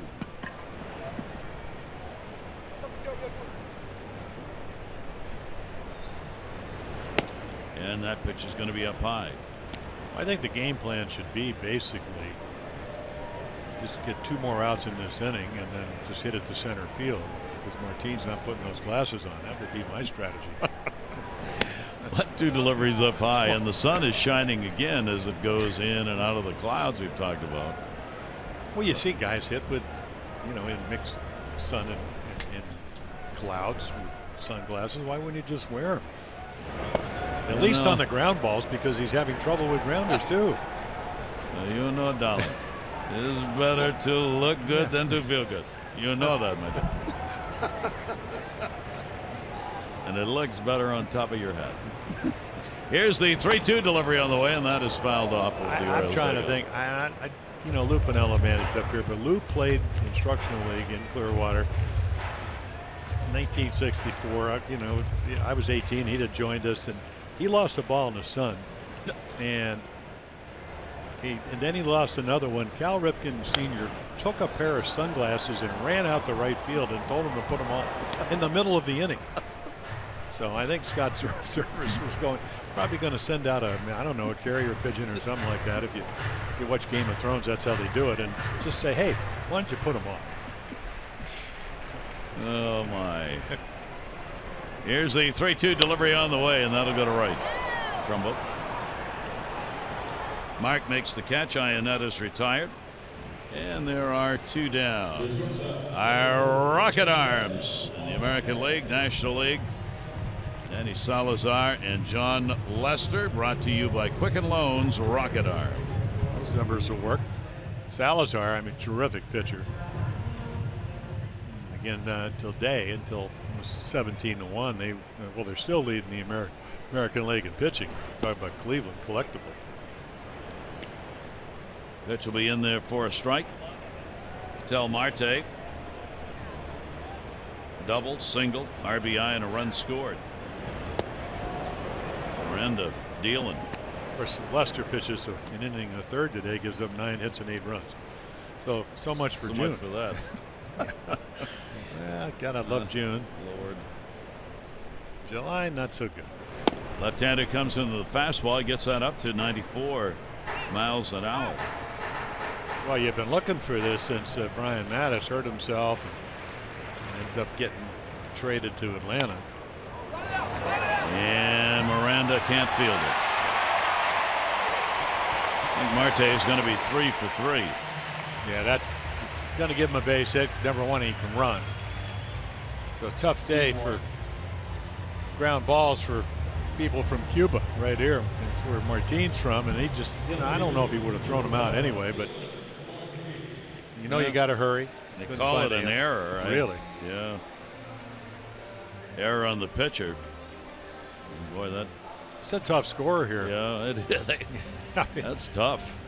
Matt Wieters hit a ball last night, which I'm surprised they haven't changed. It took a bad hop, hit off the wrist of the shortstop, O'Malley, and that was scored an error. And the top of the order, Martine.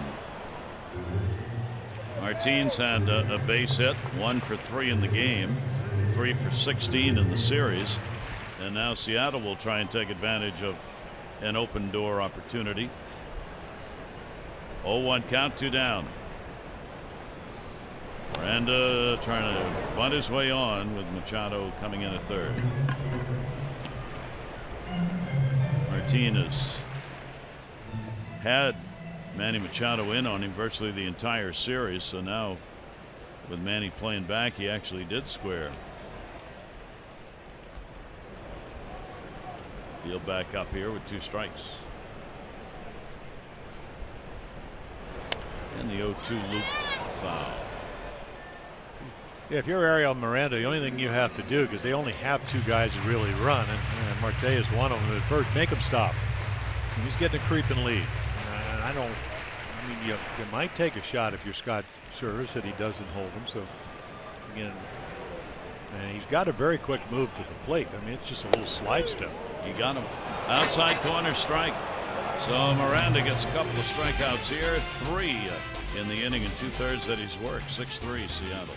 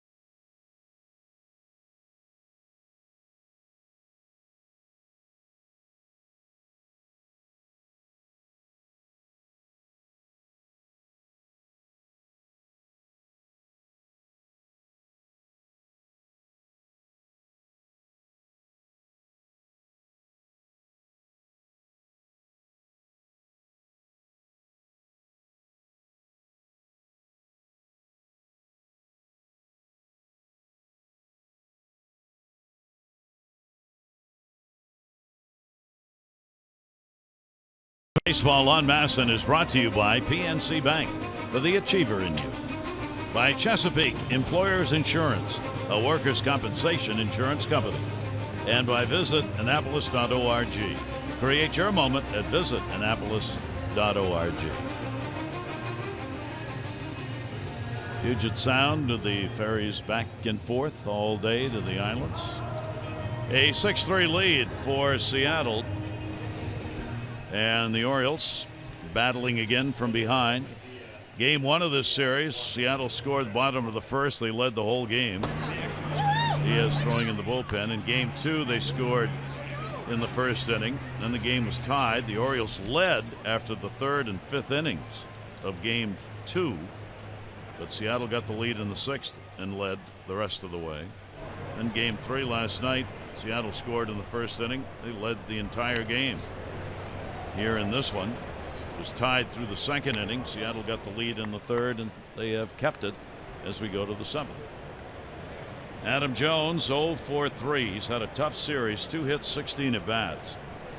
In fact, he's had a tough year against his former franchise, 2 for 27. 0-1 pitch, and that one fouled off, and it is 0-2. Jones, Kim, and Machado.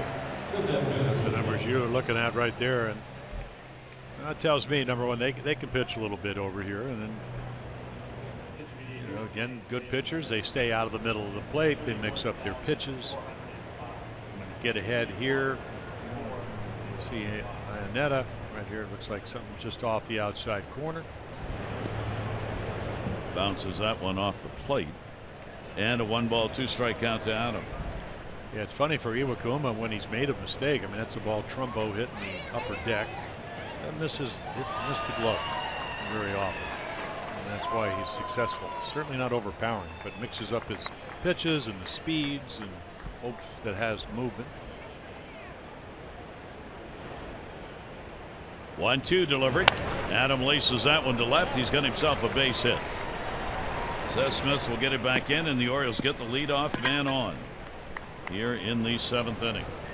Follow Orioles baseball live with MLB.com at BAT app. Stay up to the moment. Game day, live game video highlights, StatCast news, and more. Download it. MLB.com at BAT, #1 app for live baseball on your phone or tablet. Yeah, just something 84 in the middle of the plate. I don't know if it was a sinker or maybe a little split, but Adam goes down and gets it, and that's going to bring the manager, Scott Service, out of the bullpen. They got the flamethrower Diaz, as we mentioned. He came in and pitched very well in games 1 and 2, ready in the bullpen. So Iwakuma will go 6+ innings in the ball game, leaves with a chance to win his 8th of the year, and Diaz will come on to pitch.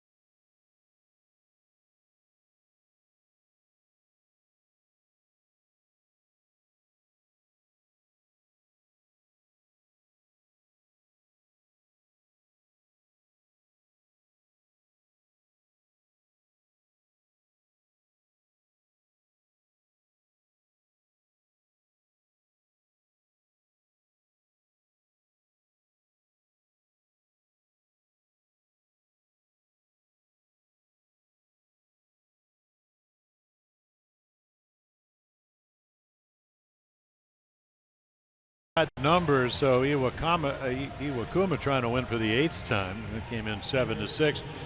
So again, the first 6 innings retired the first hitter and scattered 10 hits, kept the ball other than the Trumbo home run in the ballpark, so a chance to win. Diaz, who came on in game 1 and 2 of this series, struck out the side in game 2 in the 8th inning. So those, again, he's been outstanding. Power arm, fastball, slider. Starter in the minor leagues. Learned the slider when he came to the big leagues. But a power arm. He hit, what, 100? And his first couple pitches in the big leagues was 101, 102. The Diaz comes on. The Orioles have the leadoff man on. Iwakuma will watch. 27 years old. Kim at the plate. A double, 1 for 3. And that heater at 97 will move the back foot around, and a 1-0 count. So that's a really good number there. And again, his last 20 outs, 15 of them been strikeouts.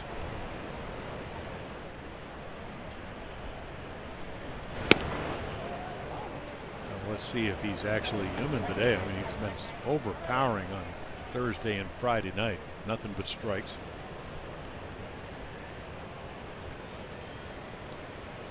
Orioles down by just 3, trying to get the potential tying run to the plate here in the 7th inning. 2-0 delivery on the way. That'll be on the inside corner for a strike as Kim had backed off. 2-1. 31,405 the attendance. 31,405.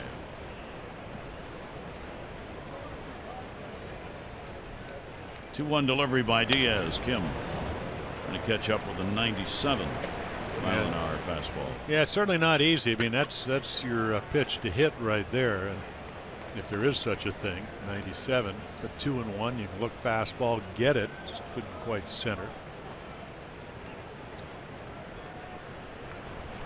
Diaz, an inning, 3 strikeouts against the Orioles last time.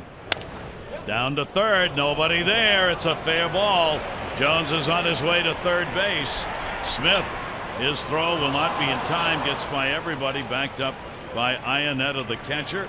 Kim is on, 2 for 4 day, and the Orioles have first and third, nobody out. Well, we've talked about it, and a lot of times in this series it's been about Seattle, but can you make contact when you get 2 strikes? And that's all he did. The ability to put the bat on the ball. A hopper, if you're playing a conventional defense, could be a double play, but nobody playing there, so the Orioles get what they need, base runners. And the potential tying run will come to the plate.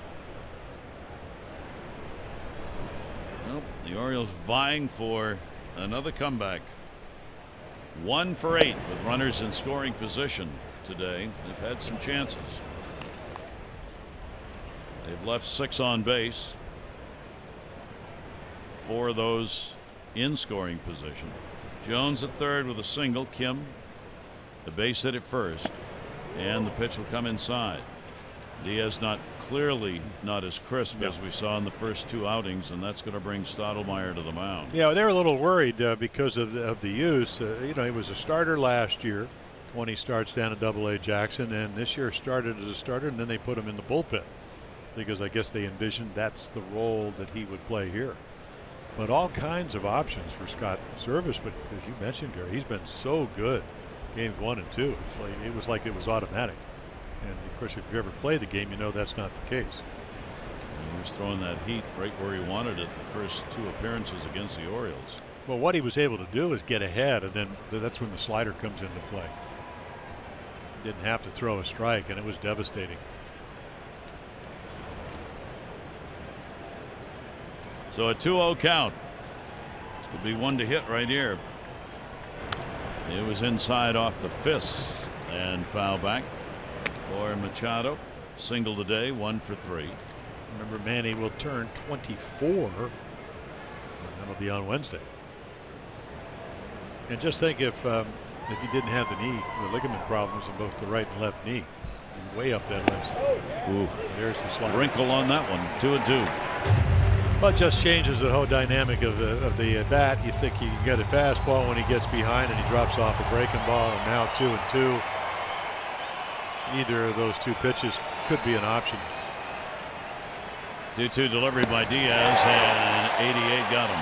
Well, that's what you have to do to get Manny Machado out. He's that good a hitter. But it's really about the 2-1 pitch. He's not looking for it.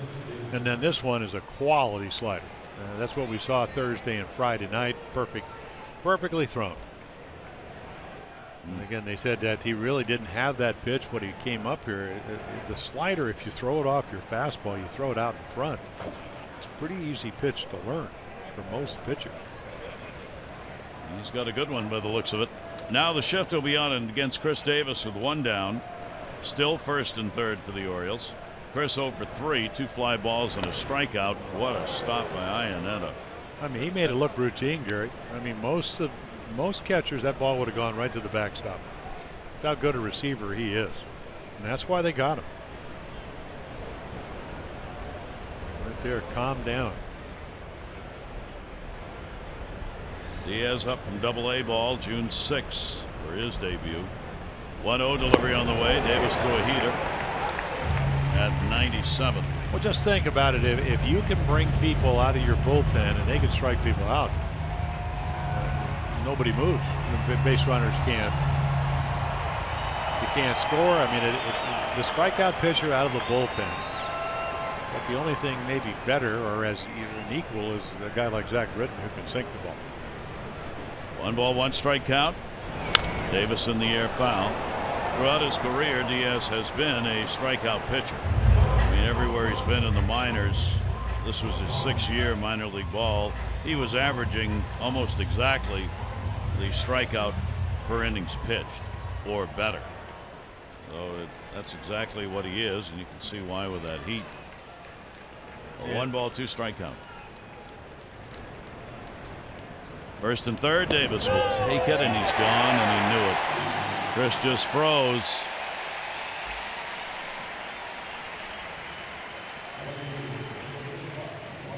So the last 22 outs, 17 strikeouts. A little backdoor slider. I don't know if it's on design, but certainly where it ends up. He gives up on it. That's 28 strikeouts in 15 and a third innings for Diaz since being called up. So now the big 2-out hit needed by Trumbo. Our Alexis of Towson drive of the game. And Wallop, number 24, just a splitter that stays up, and they're reaching for it in the upper deck. Drive of the game brought to you by Lexus of Towson, the area's #1 luxury dealer. Come see why at lexusoftowson.com. 1 for 3 in the game with that homer. He will ask for the timeout. Yeah, I think if you're going to develop a young pitcher, you let him start, which is what Diaz did in the minors, and then you turn him into a reliever.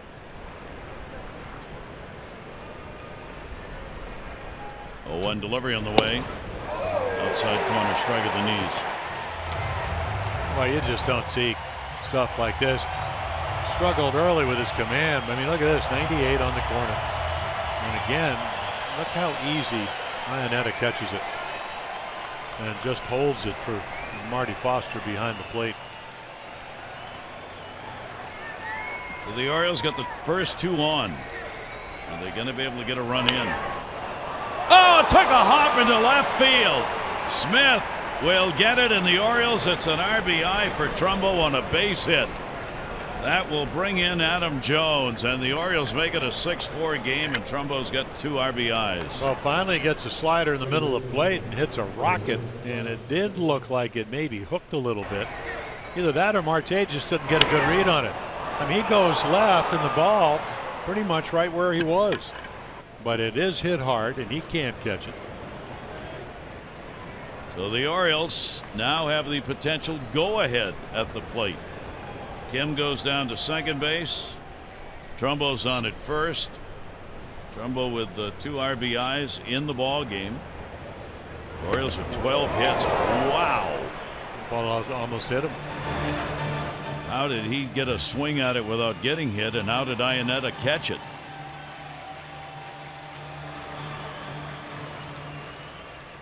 Backswing caught Iannetta. Backside of the glove.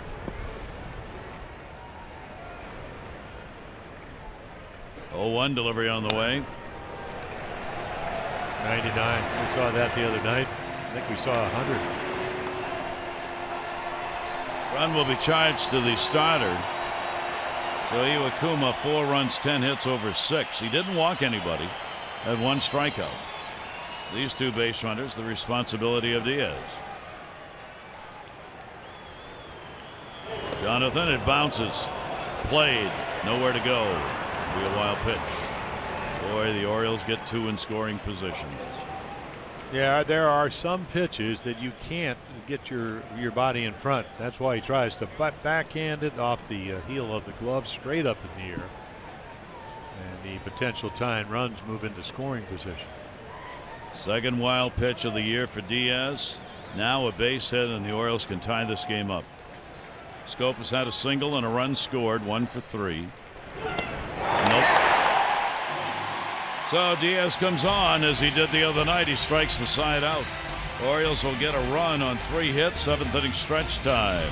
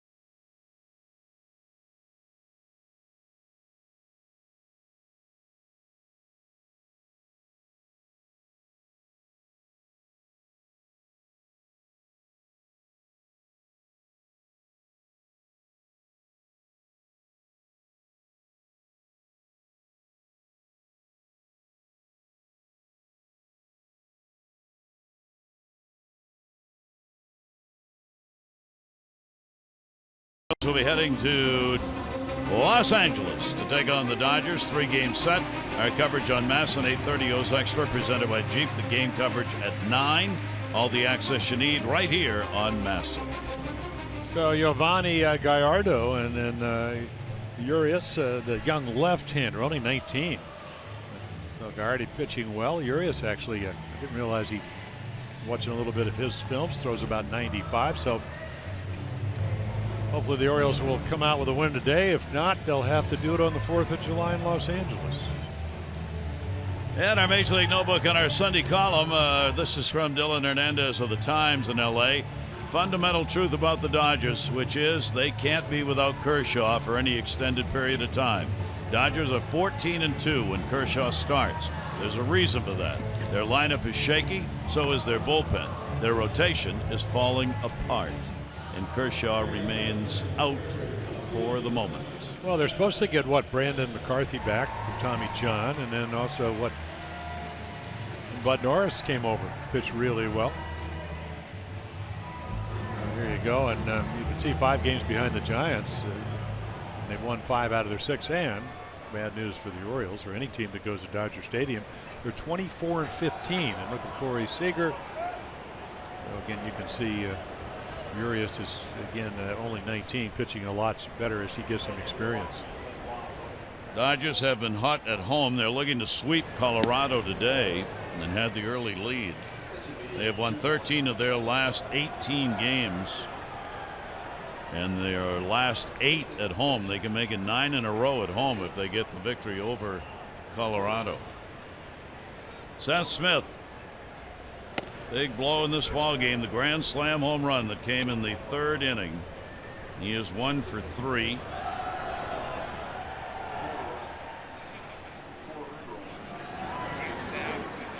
Benoit getting loose for the Mariners. 1-1 delivery on the way, and that one will be fouled back. It kind of, if you look, you know, Smith hits a grand slam on an 0-2 pitch. Seager off of Gosman hits an 0-2 pitch. He hits a 2-run home run the first night off of Tillman. Pulled a changeup down and in.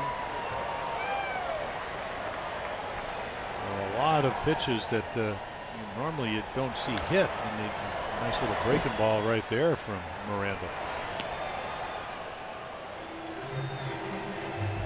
Seen anything that Ariel Miranda hasn't done right today? Strikes, good velocity, splitter, breaking ball. Looking for pitching, and the Orioles are. You've got to be pretty happy with what you've seen.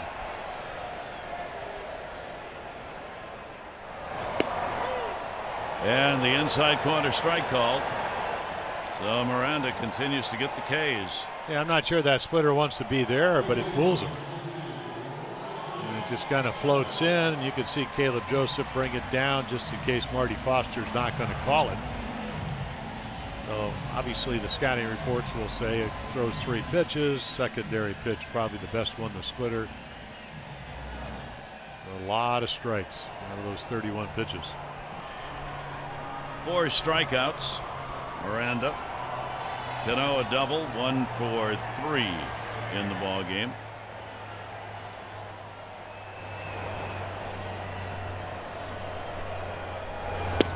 And that pitch is going to miss for a ball.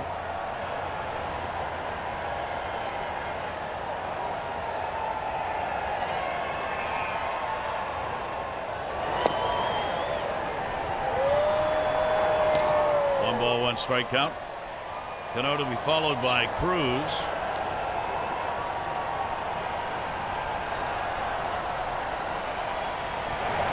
And that pitch will be taken. Looking at a story, he's back last year talking about the Dodgers rotation. Dodgers could have had Hisashi Iwakuma, who started for Seattle today, but he took the physical, and they decided not to go through with the deal after the results of the physical came in, and the Dodgers didn't get him, and Seattle did. That could have been a bigger. Yeah, Rayu is still with the shoulder problems. I mean, they've had all kinds of physical problems with their starters. McCarthy coming off the Tommy John. But you lose Kershaw. That's a good point. I mean, he is so good.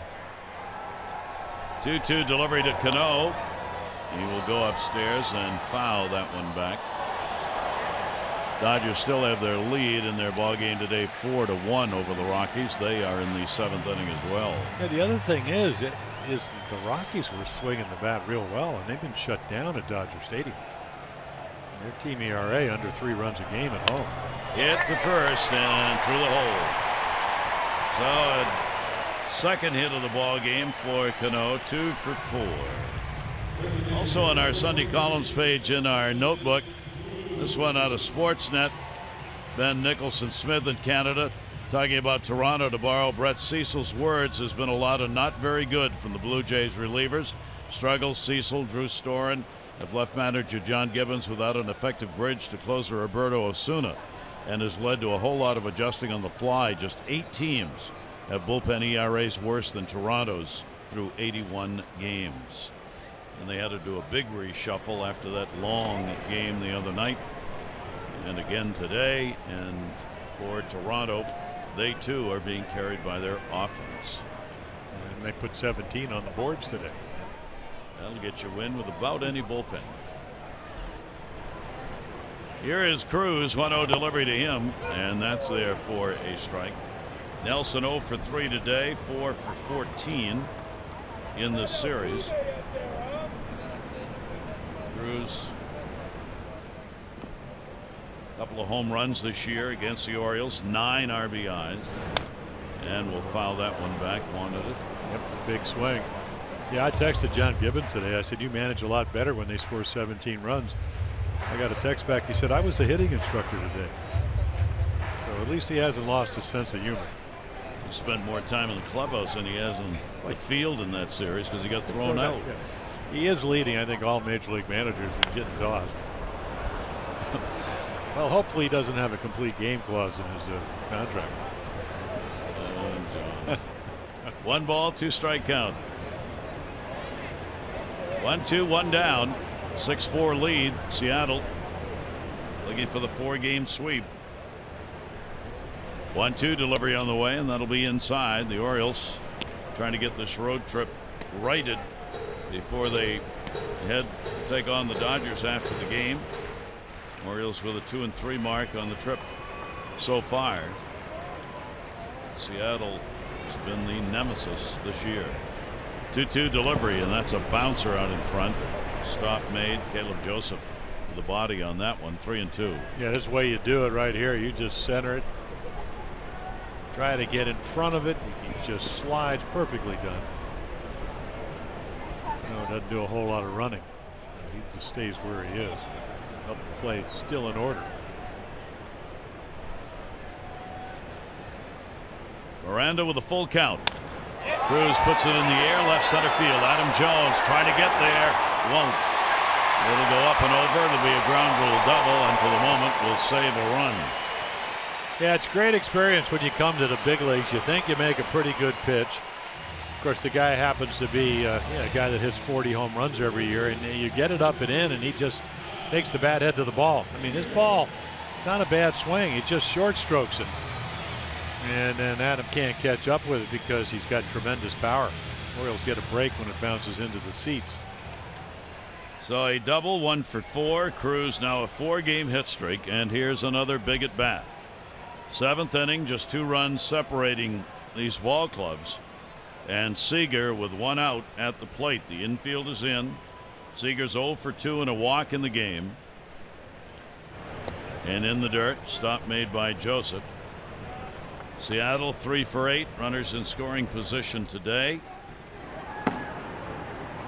Orioles will get Brad Brock up in the bullpen with Lynn waiting on deck. Well, you do have a base open, and you do have a left-hander, even though I'm not sure. I suppose you could pinch hit for Lynn on deck. You could always put Lee in. 1-0 delivery up high to him. So I'm not sure you really pitch to Seager. Got to really 2 runs down. You got to make this decision. If you do pitch, you do it on your terms. 2-0. Bases loaded, or 2nd and 3rd rather, and that ball is going to tail away. That's going to fall in. That is going to be off the top of the wall. It'll score 2 runs. They got a chance at second, not in time. Seager with a huge hit, a 2 RBI double, and it is an 8-4 game. Now single, double, and that's why you don't pitch to him 2-0. I mean, if you do, you got to be on the corner. Of course, young pitcher, and this is what Kyle Seager. A lot of big hits in this series, getting red hot. So Seager gets the double in Seattle. This is apparently the way this series is going to be.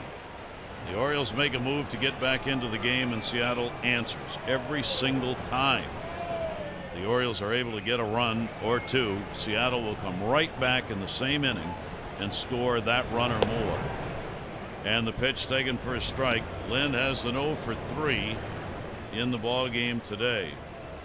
Seager with the 2 RBIs. He's had 3 in this series. 8 on the year against the Orioles and runs batted in. Strike will catch the outside corner. Lynn with 1 away. Runner on at second base. 238 off lefties, 247 off righties. Adam Lynn reaches. That could be trouble. Fair ball. It'll go into the corner. Kim will get it. Scoring easily is Seager. Throw to second, not in time. Another double. RBI for Lynn. 3 runs in the inning. 9-4. Now 4 hits last time. It's just another quality at bat. Again, this is what they try to do up here. When you get to 2 strikes, first 2 are yours, but put the ball in play. And he just poked it down the left field line. So for Miranda, all things good until he got one out in this inning, and then the next 4 have reached, 3 have scored, and the left-hander's major league debut will end Brock in.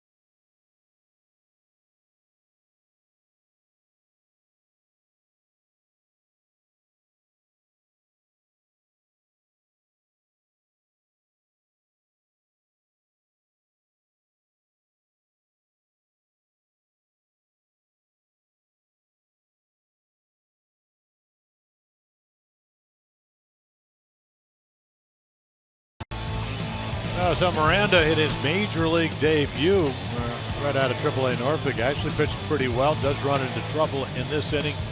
A lot of good pitches, splitters and sliders, fastballs.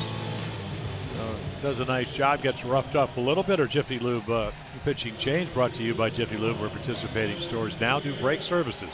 Stop in and let Jiffy Lube inspect your brakes today. So Brad Brock, what a great year, all-star year, hoping to make the all-star team. Pitched for San Diego and has come to the Orioles, and boy, what a job. 17-5 over 3 years. So again, 3+ pitches, fastball, slider, and changeup. Orioles, of course, looking for outs. Franklin Gutierrez will take the pitch away. Lind is on at second base. Seager 2 RBIs and Lind 1 here in the inning. So 9 runs on 10 hits for Seattle. 4 runs, 12 hits for the Orioles. Brad Brock's second game this year against Seattle. 1 inning, no runs, 2 hits. Gutierrez will take it away. So with this outburst again in this ball game, Seattle's had at least 5 runs and at least 9 hits in all 4 games. In fact, they've scored 31 runs with 23 extra base hits in this 4-game series.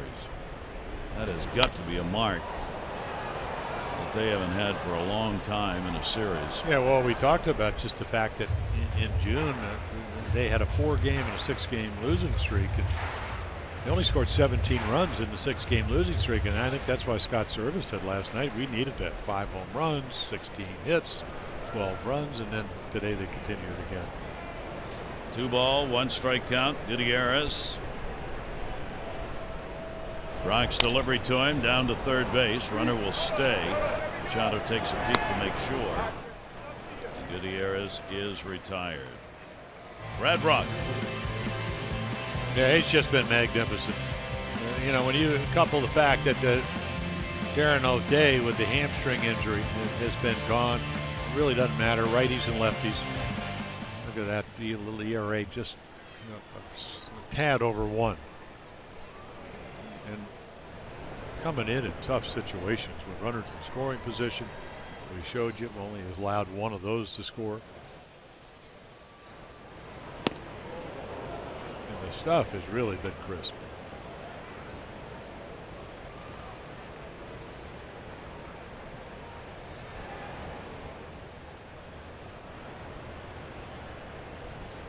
Runner at second, Chris Iannetta. A walk, a single, 2 runs scored, and he is flied out.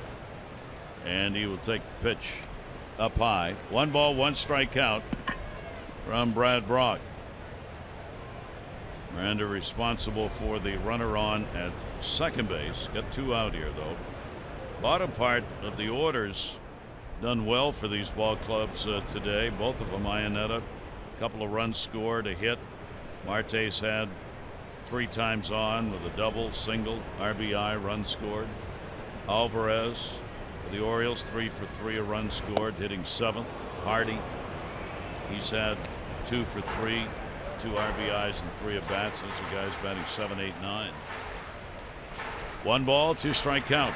Trouble is for the Orioles, the rest of the lineup not nearly up to what the rest of the lineup for Seattle has done. Well, that has a lot to do with your pitching. 1-2 delivery on the way by Brock, and that'll be a roller to third base. Machado and a 3-hopper will get it over there in time for the out. So 3 more runs in on 4 hits here in the 7th inning. Our Honda do-ups: Alvarez, Hardy, and Joseph.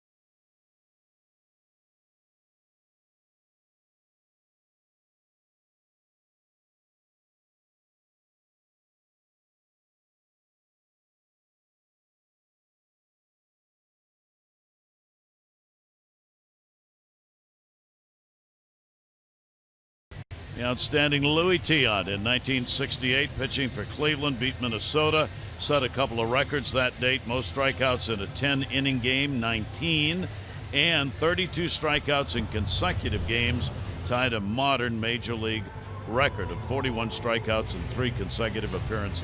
And in 1947, the Cleveland Indians purchased Larry Doby from the Newark Eagles, and 2 days later, the 22-year-old became the first African-American player in the American League. On this date, the Mariners have a 9-4 lead over the Orioles to the pen. Joaquin Benoit, we saw him the first night, 6 runs in his last 7 innings. Pitched, fastball, changeup, breaking ball. Veteran pitcher in his 14th year. Some shoulder problems earlier in the year, so he comes in to try to protect the 5-run lead, which seemed to be a problem the other night because the Orioles got to him a little bit. They had to go to Diaz. And there is Sean O'Malley comes in for defense. And the first pitch, Alvarez fouls it away. Alvarez, after a 4-hit ball game, 2 singles and a double. So El Tiante, 32 strikeouts in 2 games. I thought it was Bob Gibson that made the mound with his 1.12 ERA in 68. McLean won 31 games, but it was El Tiante. It was Louis. Yep. And the pitch inside. Alvarez, a 1-ball, 1-strike count. So Miranda's major league debut, 2 innings, 3 runs on 4 hits, no walks, and 4 strikeouts. Miranda joining the Orioles today and immediately in the ball game. 1-1 delivery by Benoit will be a fastball away. 2-ball, 1-strike count. Alvarez, Hardy, Joseph. Orioles batting in the 8th inning. The Orioles will be glad to see Seattle off their schedule. Final game these 2 teams will play this year. 2-1 delivery, the other way foul. Right. When the plane takes off and you see Mount Rainier, which is a beautiful sight, you'll go, bye. See ya. Bye. We'll go see some smog in Los Angeles. We'll see probably see them taking off right next to us because they got to go on the road too. Aren't they going to Houston? 2 ball, 2 strike count. Benoit's delivery with a shift on. It's hit right into that shift. CANO.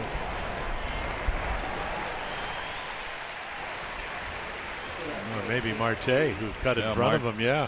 Marte was over. CANO was back in the outfield. Yeah, Marte with 12 errors. And, you know, I'm talking to people. They said a lot of them are throwing, but he's a rangy youngster.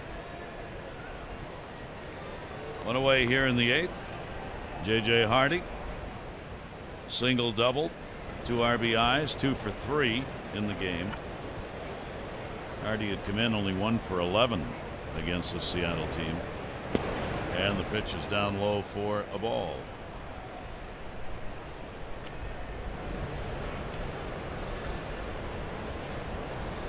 Seattle looking to win their 4th straight, and they're doing it after they had a 6-game losing streak. They've rebounded nicely. That ball put up in the air, right center field. Hit pretty good, but it's in the ballpark. Martin gets it. I think the glasses were on.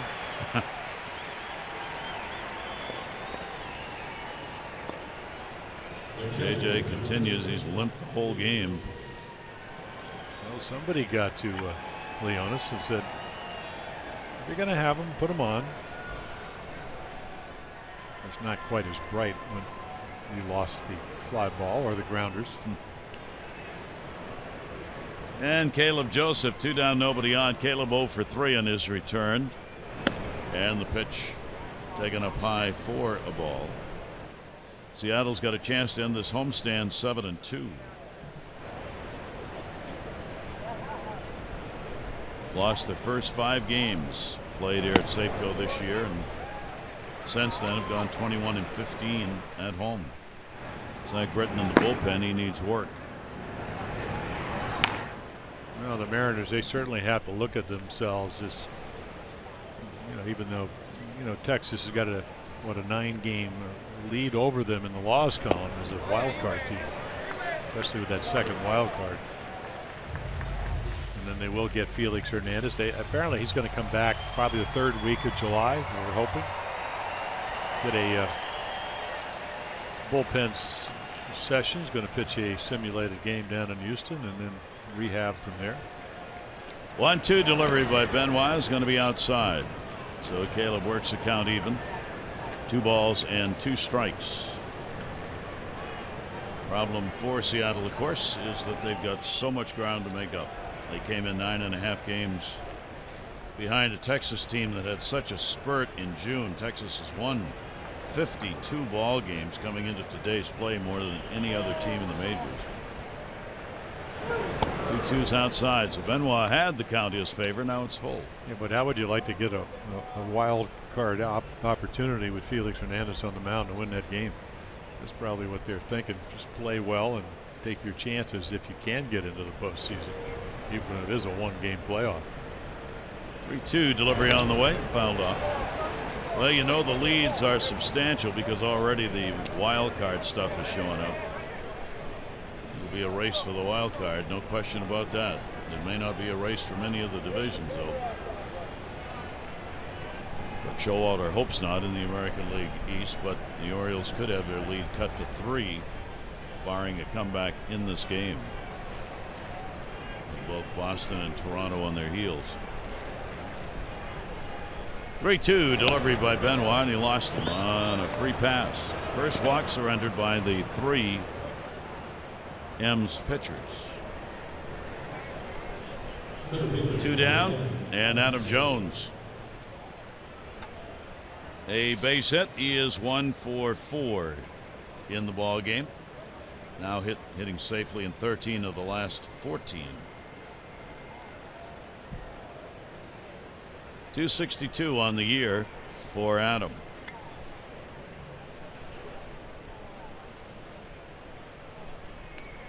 Benoit with 2 down. Jones goes after it.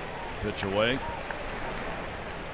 Yeah, it seems that the stuff, after watching him 2 of the last 4 games, is still pretty good. The command not as good as it used to be. You never could count on him walking somebody to help you out when you had a 5-run lead. Adam is 2 for 10 off Benoit. Set up away and down the line, right field. Gutierrez with a long run, and it's a foul ball right inside that first row.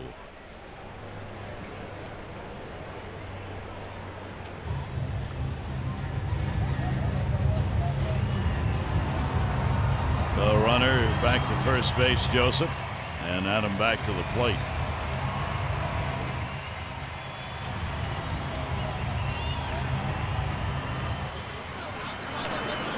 Nuno in the bullpen. I'm not seeing him in this series. Del Nuno.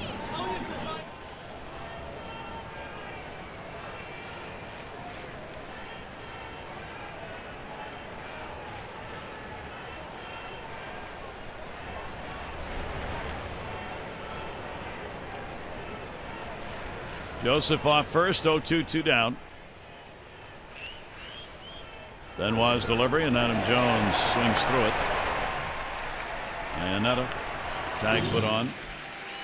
Strikeout for Benoit. The Orioles in the 8th. No runs, no hits, no errors, and 1 left on base. 9-4 Seattle.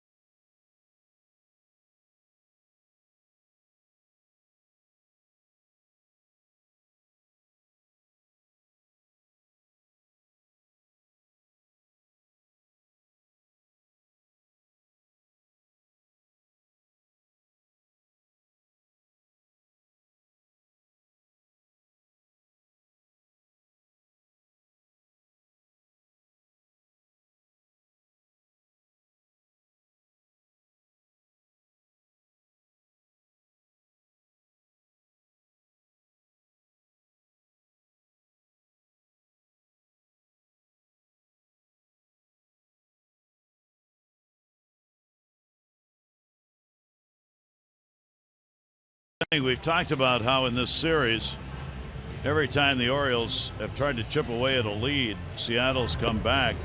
The O's have scored in the top half of 10 innings in this 4-game series, and in 6 of those 10, Seattle's come back to answer and or add more than the Orioles scored in the top half. Those are deflating half innings. Well, yeah, it's all those shutdown innings you just can't get. So Brad Brock will stay on. Although Zach Britton had been warming up in the bullpen, just getting tosses, and he still may come on here. Zach's standing out there in the bullpen still. And the pitch will be away. Bottom half of the 8th inning. You probably want to get him, a few pitches. I guess they're going to match up. Marte a switch hitter, so. Hits that one to right field, hit it pretty good near the warning track. Trumbo is there to haul it in, and Marte is retired. 1 down in the 8th inning. Yeah, he does hit it hard. Mark Trumbo with a nice jump, catches it easily. That'll bring Martin to the plate, the leadoff batter. A base hit, 1 for 4 in the game, 3 for 17 in the series. The series dominated by Seth Smith with the big bat, CANO and CRUZ that middle part of the order, with SEAGER, Lind with a big night last night, and the breaking ball from Brock Misses for a ball.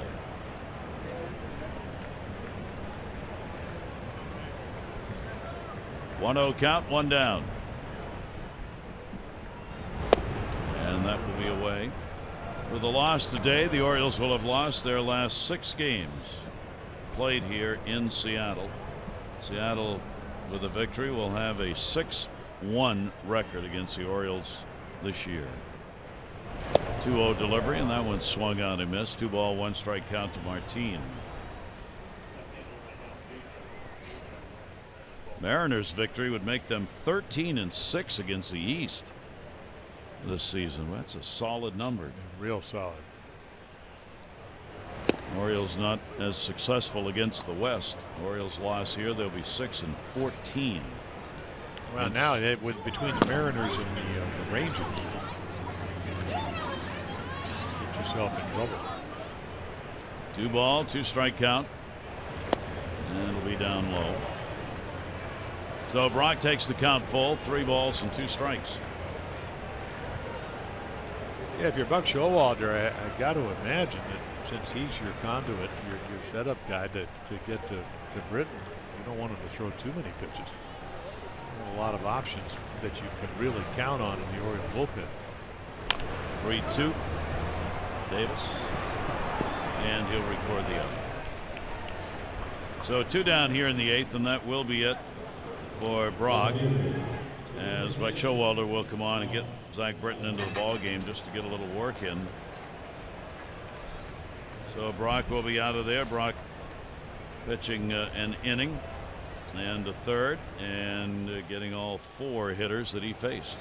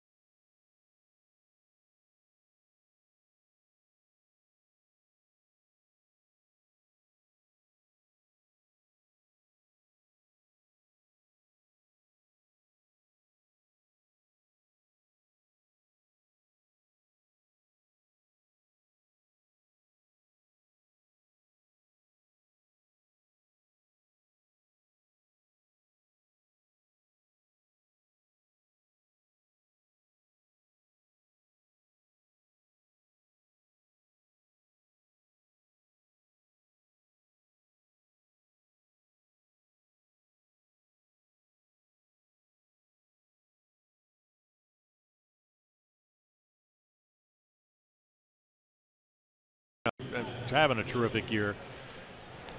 You'd like to be able to give him the ball with a lead.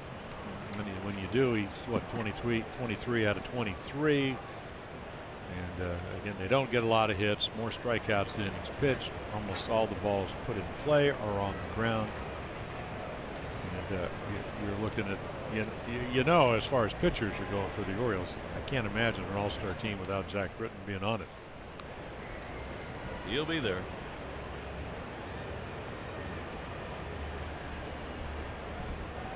Sean O'Malley get his first at bat. Came on to replace Seth Smith. The Orioles wish he'd come on in the first inning. Grand slam by Smith in the 3rd. Big blow that kicked it off for Seattle, as Smith ended up with a 1-for-4 in the game. 1-0 delivery by Zach, and that'll be taken for a strike by O'Malley. 2 down.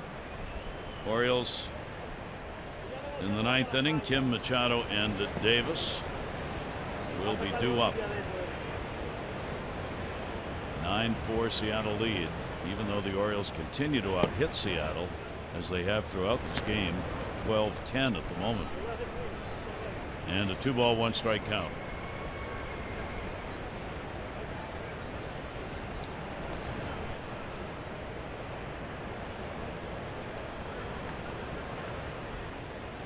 Britton's delivery to him, and that's going to be in there. So Zach takes it even at 2-2.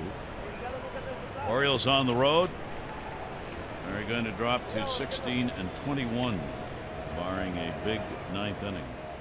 They'd almost gotten to that 500 mark on the road, and that's a strike in the outside corner. So Britton comes on and gets the K. 3 up, 3 down in the 8th. The Orioles come to bat in the 9th, trailing at 9-4.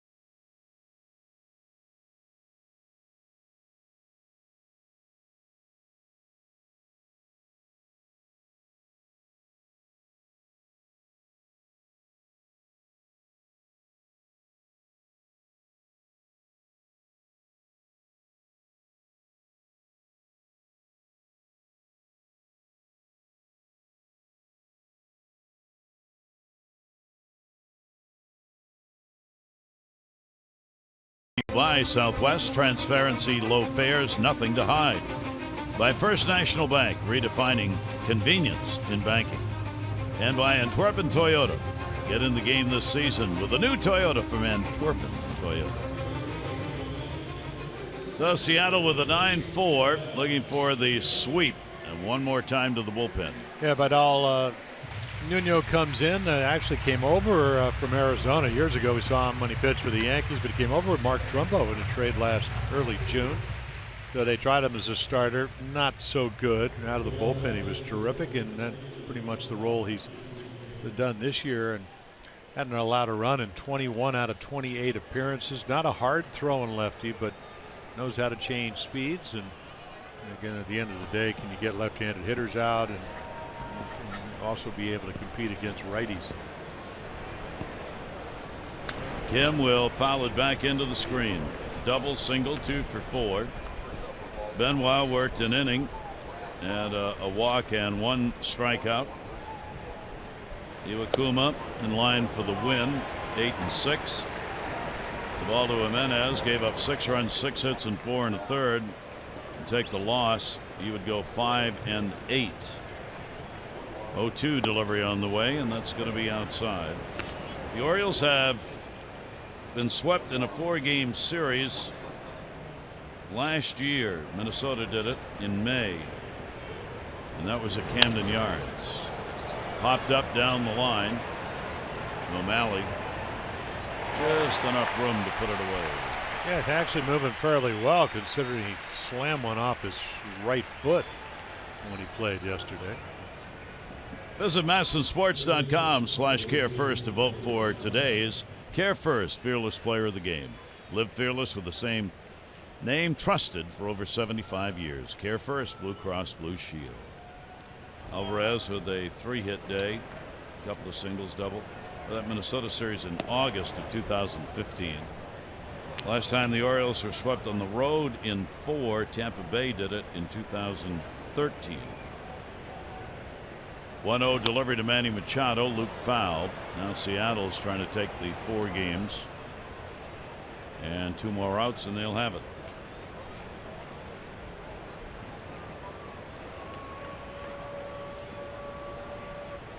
Nunez 1-1 delivery, and again Manny fouls it back. A base hit, 1 for 4. 5 hits, 17 at bats in the series.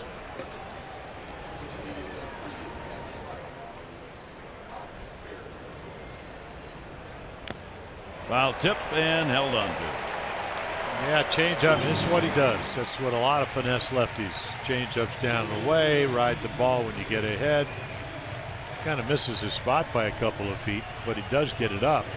Ionetta sitting underneath the hands of Manny Machado, and Nuno gets it up, but way out over the plate.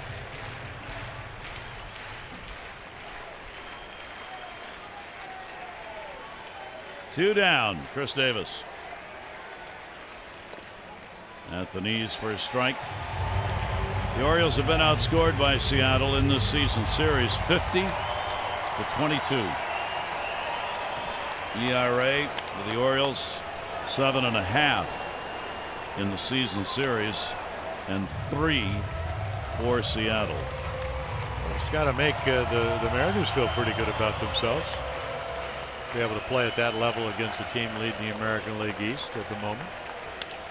Great homestand, 7-2. Shortstop, third baseman back and hauls it in. Seager going back to get that one, and that will do it. A 1-2-3 here in the 9th inning. Nuno comes on to finish it up. And the Orioles have been swept 4 games. 9-4 the final in this one. And the Orioles will head to Los Angeles with a 4-game losing streak to take on the Dodgers.